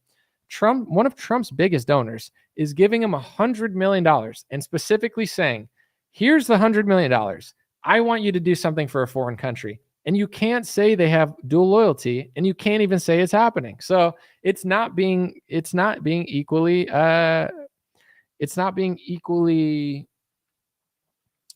applied. But they're not pretending to equally apply. This is what I'm trying to tell you. It's like someone who says like, oh, that's not fair. And then their mom or dad tells you, well, life isn't fair, Susie. Get used to it. It's not to say that it's okay, but like life isn't fair, and I'm not making excuses for everything, but like, if you're acting like this country is fair, it's not. And it's not, it's still a good country, but like, people could be like, why isn't it for this? Like, when are we going to get the Ukraine list? We're not, you know what I'm saying? We're not getting the Ukraine list because you could probably join the Ukrainian army and they wouldn't give a shit. You can get funded by Ukraine. They probably wouldn't give a shit. They don't even look into that. I'm not saying for sure, but it's like, it's not applied equally. So if you're from this country, you can give a politician $100 million and tell them to do something from a foreign country. If you did 1/50th of that with Russia, your ass is going to prison, or you're at least going to get thrown out or investigated. That's the reality of the situation. It's not equal. They're not even pretending that it's equal. So now it's up to the people to figure it out. And here's where I'm at peace with the whole thing. If you can't figure it out at this point, you're dumb. And if you're dumb people get dumb results, or dumb people get smarter people to, tell them what to think. And then they go do that. So it's like, what am I going to fight people forever? I don't care. Everyone gets what they get in this world. And that's, if you can't figure out what's going on by now, you're not very bright or something's going on. But there's huge incentive to not figure stuff out. And this is like the interesting part about it. When it comes to like COVID, like, do I think that I'm so smart that I could like solve the riddle that no one else could solve? I do think very highly of myself, but no, I don't think I'm that smart that this was that complicated. Because there's things like, say you're a math wizard and you do some equation I can't do. Clearly you're smart and good at that. There's things that I do that I'm like, oh, that's really smart. Like, say like a rap that I write in rhyme schemes and certain things. I'm like, okay, I don't think, like, I think I'm on a level where not everyone could do that, even if they wanted to. But this is not something that only I could do. Like, there's people with an IQ that's probably 75 that did figure this stuff out. So it's like, it's not like, oh, you can't figure this out or whatever. It's just like, in general, with the COVID vaccine, why did so many people not look into it? Because there's like, if there's a big sign that says don't look there, you might not look there. It's like, people, they don't care enough. They don't care about themselves. They're busy. And it's like, if the powers that be were pushing them in the anti-vaxxer direction or whatever, then that same 73% of the population, probably 65% of them would have been anti-vax or whatever. Like, that's just the reality of the situation. Is like, most people, they're not making decisions for themselves. They're being told what to do, go here. So if you're in Republican media, I've told people this for 15 years. There's a huge sign. And like, I don't know about this Benny Johnson, Tim Pool stuff. We'll see more. But in general, I know it's basically like will you do what we want you to do? Then come here and get all the money and the power and the influence. Oh, are you going to do that? It's over for you. You're getting cut out. And what is that topic on the right? Obviously, there's a lot. It could be abortion in some cases. It could be not with Trump, but with Tommy Lahren. It could be that, like, I'm just logical about it. It is what it is. But the biggest one that I've seen is Zionism. And there's a lot of money there. I don't know what else to really say. So it's like, I know that is like what you need to follow in order to get into those doors. So there's so many people that it's not that they don't think about this stuff. They just don't want to think about this stuff, because similar to thinking about the vaccine would get you your job loss, thinking about this topic would get you your job lost also and get you in a lot of trouble. So you have to kind of like live your life as like knowing better, but not saying much. And this is where I want to end this podcast, because it's already gone too long. I made a post about, and I don't want to overly judge him because Elon seems like a cool guy. I actually really like him. And I think he does well. Yeah, 400K a month. I thought a week. I thought it was a month. But anyway, with Elon, he tweeted that he thought a historian was interesting. He deleted it, and then he posted the other side and was like, "Don't worry, I disagree." He's the richest man in the world. And this is where this is a conversation I had on my Insta story, but I'm going to elaborate. Most people, like, what is power to you? The word power. What does it mean? A lion is a powerful animal. It could kill most other animals. Like, power could be physical. Power could be, but most people in this world, they think of power not as like strong, but as rich and famous and well-connected and a big businessman. Like, most people would say Elon Musk is one of the most powerful men in the world, which in many cases is true. If power means money, influence, like, he is one of the most powerful people in the world. But if you're one of the most, if not the most powerful people in the world, and you don't even have the power to say what you actually think, because you know that your business is so widespread that you're going to lose so much and get destroyed so much that it's just not worth it for you to go there. Is that real power? Is that really what it is? You know what I'm saying? If you're Charlie Kirk, who knows who's donating to who knows how the Republican Party works, who probably knows more than he'll ever say because he can't say it. Is that real power? He has money, he has connections, but he's not even powerful enough to say some things he probably thinks, and has to distance himself from Candace Owens, or else he's going to lose the donor money. Is that really power? You know what I'm saying? Like, the richest man, the most successful people, their power and connections comes from being a slave. in some ways. So, I think people should reframe power where it's like there's a physical power, mental power, spiritual power. But to me, if you don't have the power to say what you know is true or say what you think and be honest, then it doesn't matter if you have $15 billion, $50 billion, because it's why Elon's into minimalism and a lot of people are. The more you have, the more responsibility, the more pressure. The less you have, sometimes the more at peace you are. So Elon has a lot of stuff, but he also has a lot of people he could please, a lot of foreign leaders, a lot of businesses, a lot of employees. Every move he makes shatters his reality where he's not free to do these things because it could change his whole everything. So he's got to apologize or I didn't mean that, because he just probably does like an AI algorithm. Like he probably runs it through AI and is like, okay, is this worth it? No. Okay, let me back off it. It's not that I don't believe it, but it's just not worth it. Understandable. Everything doesn't need to be said at every single second, etc. However, is he really powerful? Like people will say, oh, this podcaster is so powerful. I know, I could see the game that these people are playing. They have the power to make a lot of money. They have the power to reach a lot of people. They have the power to influence culture, and they have the power to buy businesses. But they don't even have the power to say the truth, because then they'd lose all of that. They're slaves to a system that gives them that because they're not going to say that, And then they'll gatekeep that area and tell everyone else, like, you want what I have. I don't want what you have. You think materialism is power. It definitely doesn't hurt on earth. It's not like I have an audience. I have millions of followers. I have an influence. I've done well for myself. I'm not making Benny Johnson or Tim Pool money. Clearly, $400,000 a month is disgusting to me. Makes me want to retire right now, get that money for a year and quit. Because that's like, are these people that much more influential than me that they're getting paid that much? What are they doing for that money? It's not even their main gig. It's like their side gig. So that's odd. But anyway, it's not like my top priority. Obviously, I want to pay rent and not be broke. But to me, real power is I could come here and say what I really think, and I'm not going to let any man talk down to me. I don't care if it's PBD. Like he could say, oh, don't say that. Don't say that, Candace Owens. Don't say that, Candace Owens, because Dan Bilzerian said that. Now you're responsible. So you're not responsible for the hospital bombs. So you're not responsible for the tens of thousands of women and kids killed. So you're not responsible for the Republican Party and their normie policies running us dry. How come that's not your responsibility? But this is like, I'm not going to let any man talk to me that way, or any man suggest this or that, because it's not true. It's like, you do what you do, I'll do what I do. God bless you. But if what you do now involves you trying to tell me what to do, I'm more powerful because I know that I could say what I want. Anybody else can do certain things, but at the risk of losing other things. And that's me too. Everybody has a certain game that they're playing in life, but it's like, I don't believe that if the richest man in the world has to delete a tweet, how is that powerful?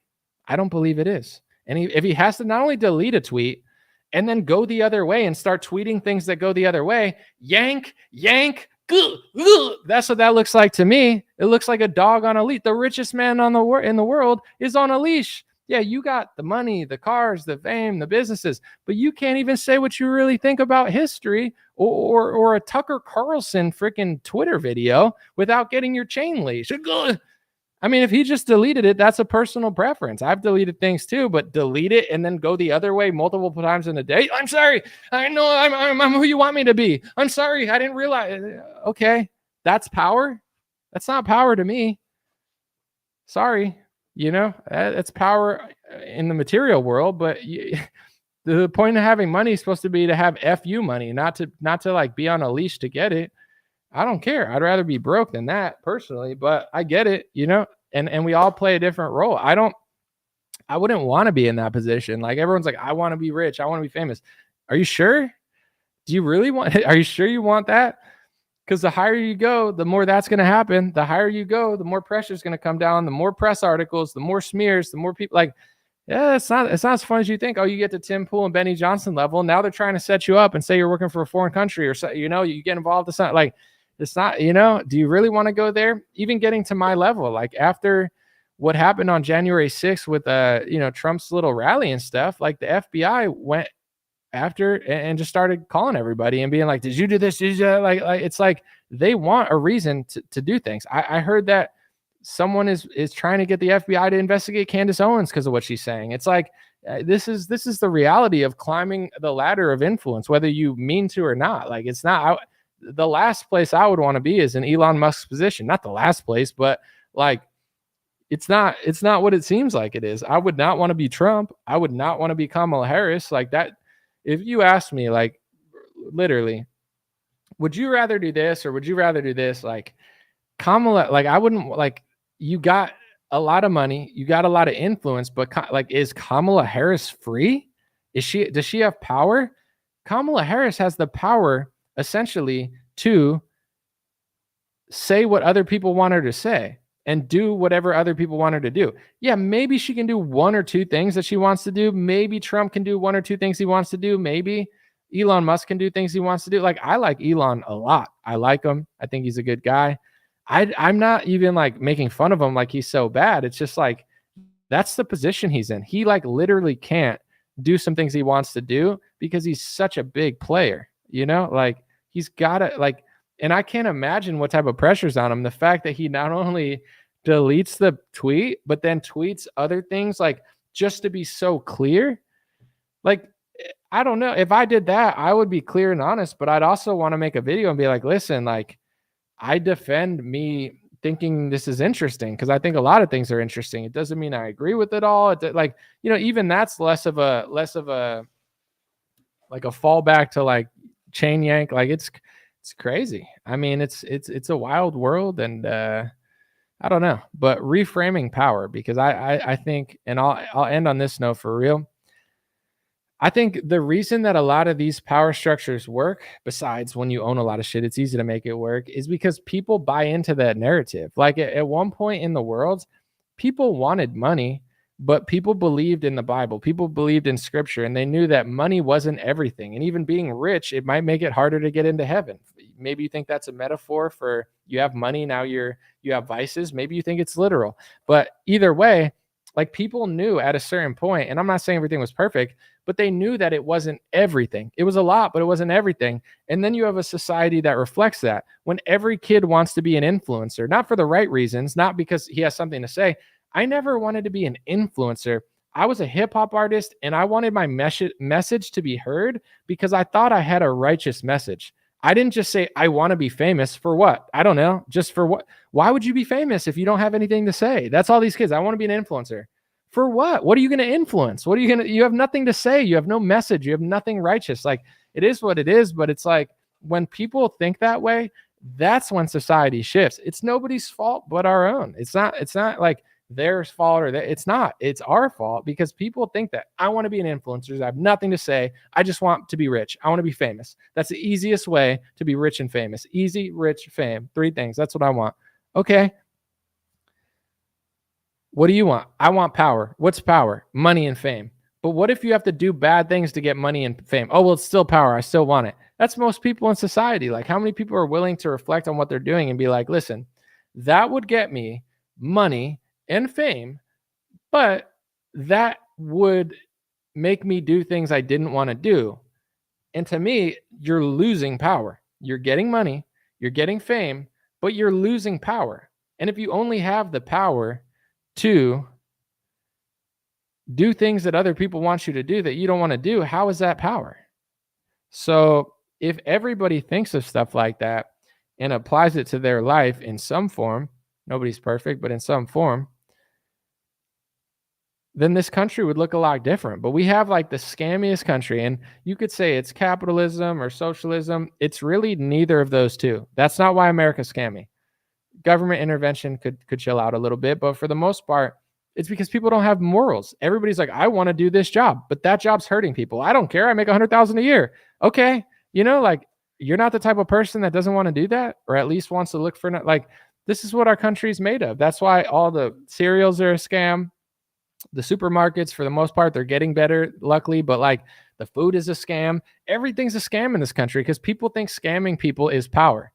Well, how do you make a lot of money? Do a bank scam, do an insurance scam, do this scam, do that scam. I'm not saying every single bank or insurance is a scam. Some banking and insurance is good. You know, it's like based on choice, but it's just like, that's what our country is built on now. And nobody wants to think that way. So everything is just like, whatever I got to do to make the money and get the power and get the stuff, but you can't do that. Like it's if we could, and it's starting to be reframed. I know I said I was going to end, but I just thought of this. I talked about this months ago. There's people that told the truth and then got rich and famous. And then there's people that wanted to tell the truth because they realized people were getting rich and famous. Like, I'm not saying Joe Rogan's the most honorable person in the world, but Joe Rogan did create a podcast that was better and more honest and more authentic than most people. And then he made a crap load of money. And then all these people start showing up. Now I want to be this and that. Like they didn't want to be a Republican or a conservative or even like an influencer or a podcaster when they thought it was just brokies and dummies and racists or whatever. Like, and now that Joe Rogan makes a couple $100 million, oh, now they want to do it, you know? So it's good. That's in as much as like certain people are fake. It's good that you can actually like do well in this world and not be a total sellout. And I'm not saying everybody is like perfect, but you know, alternate influencers are doing probably better than they've ever done that can't be controlled. And then you're going to start seeing a lot more stuff like this, in my opinion, like where, you know, that was reckless what their company was doing. But I do believe that the US government and I do believe that the US media complex and thousands of international groups, et cetera, they don't want people that are outside of control. So it's like, if you are outside of control, it's not that they're not gonna like you per se, but what I'm noticing at least is like the more people start popping up, like Theo Vaughn, etc., he kind of just does what he wants, like in a goofy way, but like that's good for the culture, where it's like for the first time, at least in my life, people are getting really successful for going against the counter narrative, and it's not bad. You don't want to look at these people and be like, oh, they don't do what I do, so I hate them. It's like, if this breaks, which it is, like now complaining about this stuff doesn't work anymore. Like if there's only one Joe Rogan or one whoever, it's easy to just point and be like, look, get him out of here. You know, he sucks. Take his podcast away.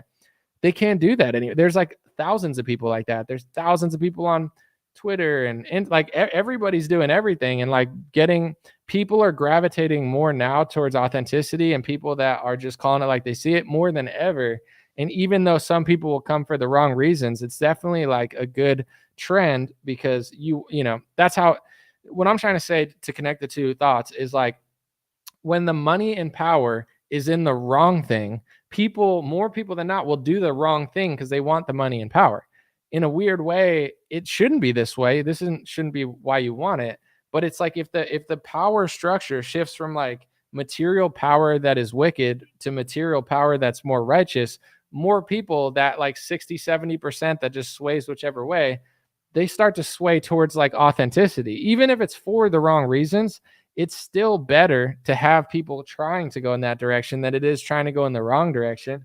I see the shift happening, you know, and I think there's a big push on all political fronts to like, you know, quash that success, even though I think it's getting to the point where like most people are just caving and joining it or working with who they're working with, because it's like, you know, maybe that critical mass has shifted to where like you can't put that cat in the bag anymore. Like even with say like the people in the government that hate conservatives and stuff, I'm sure they exist. You could tell. There's too many like, you know, at a certain point, it's like there's 100 million plus people who like Trump. You got to just deal with it. You know, like you don't have to like them, but like this like constant persecution of everybody and like trying to look into it, like that's going to stop at a certain point, because like they're doing little dinky stuff here or there. But at the end of the day, it's just like, you can't like fight that super hard. You could if there were only like 10 people who like Trump or 10 people who thought this, but the numbers are growing in all these departments where it's like, you know, I think people got to like deal with it, look at it, try to understand it, and then move forward. But like to cover it up or to crack down on it, I don't think it's really going to be possible. And that's what, I don't know how or why or what the root of it was necessarily, but the results of January 6th, and people should have acted smarter and not done stupid shit. I'm not justifying it, but they loved that because it used that as an excuse to be like, here's our terrorist attack, here's our insurrection, here's our investigation, and we're going to go at it for a long time and try to get into every other category. Like they love to have the right to go into everything off of that. So that's why too, as a, you know, conservative or whatever, like you got to think about everything, because every person that pops up is not your best friend. Every event is not a great event. I'm not asking people to be paranoid, but I think people are way too trusting. It's like, a hedge fund pharmaceutical billionaire pops out of nowhere and people are like, he's my best friend, I hope he's vice president. It's like, you do? You know, like, have you learned nothing? Oh, you're just a hater. Okay, call me a hater all you want, but I'm not going, I'm not watching, you know, like, I just think that's the way that they're going to get people, because the numbers are too big. So the only way to really stop the movement is to set the movement up and to try to pride it that way. So I'm not asking people to be paranoid, but just, you know, everybody's not what they seem. And I'll end on this note too. I said that 5 times. I know, I get it, but just because someone shares your politics, it doesn't necessarily mean they're your best friend either. Like, say they tweet good things and like, doesn't, you know, there's a lot of people that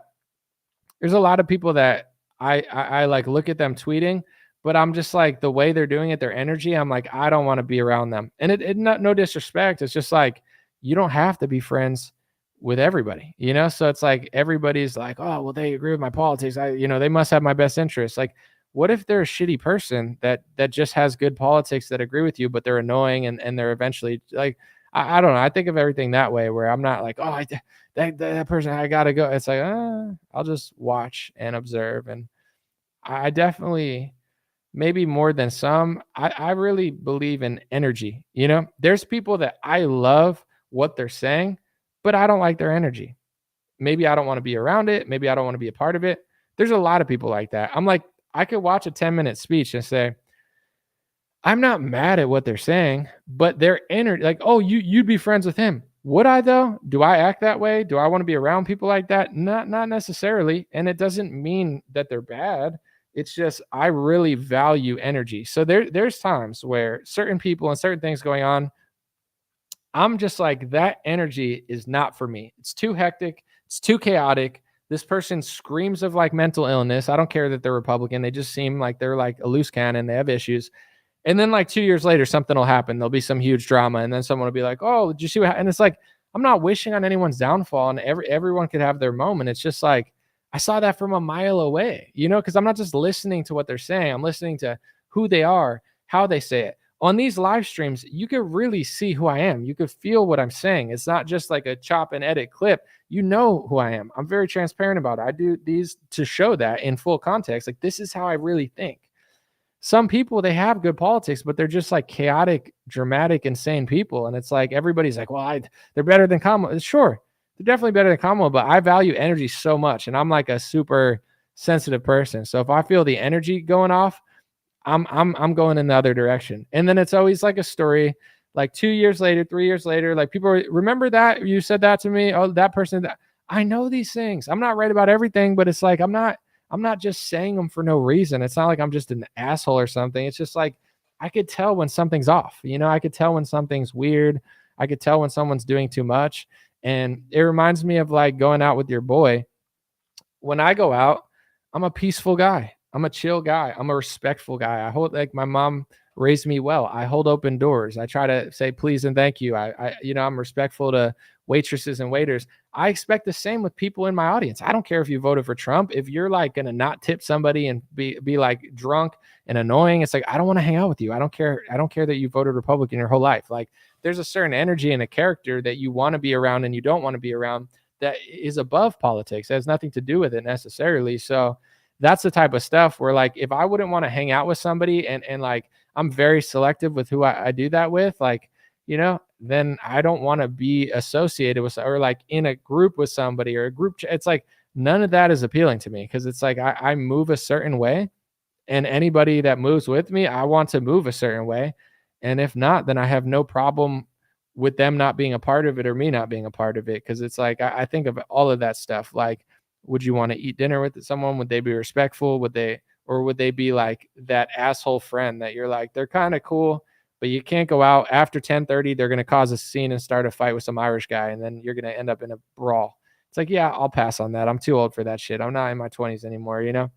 Appreciate you guys. God bless you. God bless your family. God bless America. God bless the world. Hopefully you enjoyed this video. Way too long, but I enjoyed every second of it. Well, not every second. A few of them were kind of stressful when I was dodging raindrops, but appreciate it. And this podcast, if you ever want to listen to the audio, it usually gets uploaded a day or later on Dream Rare Podcast. It's available on Spotify, Apple, I have music on Spotify too. If you ever thought to yourself, Anomaly says he does music like once in a while. Like, does he suck? Is he good? Do I like it? Do I not? Search Anomaly on Spotify. It's AN0MALY. I just looked. My top song has 3.4 million streams. Almost all of my top 5 have 100,000. I don't know. It's starting to look pretty cool on there. So I'm going to drop some new stuff soon, and you could check that out. And Dream Rare Links has all my stuff. The white hats are sold out. But if you want one of these God Bless hats, I believe that I have a cream colored hat on the store. And when it comes to the black beanies, Njoku from the Cleveland Browns, he wore one, and the Cleveland Browns put it on their Instagram, which was pretty cool. It was the black beanie though. And just a quick story real quick before I leave. I was at an event. It was a boxing event. And I think he said something to me. He was like, yo, you have cool hair. I was like, thank you. And then he's like, I like your hat. So I told him I make them, and I sent them to him for free. So he's the tight end of the Browns. I sent him a few free hats, and he threw it on it for his official outfit when they were taking pictures. And he's rocking that black God Bless beanie. So that's pretty fire. Now, I'm not going to say I'm rooting for the Browns, but I hope he has a great season, obviously. And that was cool that he's repping the God Bless official dreamrare.com hats. Pretty epic. Appreciate you guys. God bless you. I'm out. Hey, what's going on, my friends? Just a few ways to stay in touch and support if you'd like to. The first way is dreamrare.com. We have blue beanies, black beanies, pink hats, other colored hats, freedom versus tyranny shirts, Stay Blessed long sleeve, God is Great long sleeve, and lots of more cool items coming soon. Dreamrare.com. Check out the shop to support. Everything's made in the United States. Handpicked by me. Patreon.com/raretalk for $5 a month. You can help support me, support the show. If you haven't noticed, unlike other channels, I don't work with very many sponsors, sometimes none at all. And part of the way I'm able to do that is with the dreamrare.com shop and patreon.com/raretalk. So thank you guys for keeping this show free, unimpeded, uninterrupted. I'm forever grateful. My free email list is stayintouchwithme.com. So check the links below in the description, or just type in on any browser, stayintouchwithme.com, all one word. You'll find my email list, put it in there, and it's the least annoying email list you'll ever be on. I barely use it because I don't like getting emailed every day or every week. It's annoying. So I don't do it. Stayintouchwithme.com. It helps me take back some power away from big tech. Telegram, t.me/dreamrarechat or @dreamrarechat. Due to censorship, I post all my live stream and videos there. Sometimes I have some bonus content, and I try to give people a heads up when Facebook or YouTube won't. DreamRareChat at Telegram. My Instagram is @DreamRare. Thanks for everybody following there for shorter content. And DreamRareLinks.com. That's DreamRareLinks.com. Has all my stuff. My podcast on Spotify, Apple Podcasts, my music on Spotify and Apple, my Rumble page, my BitChute and Gab page. All my links are found at DreamRareLinks.com. Thanks for watching, folks. God bless you.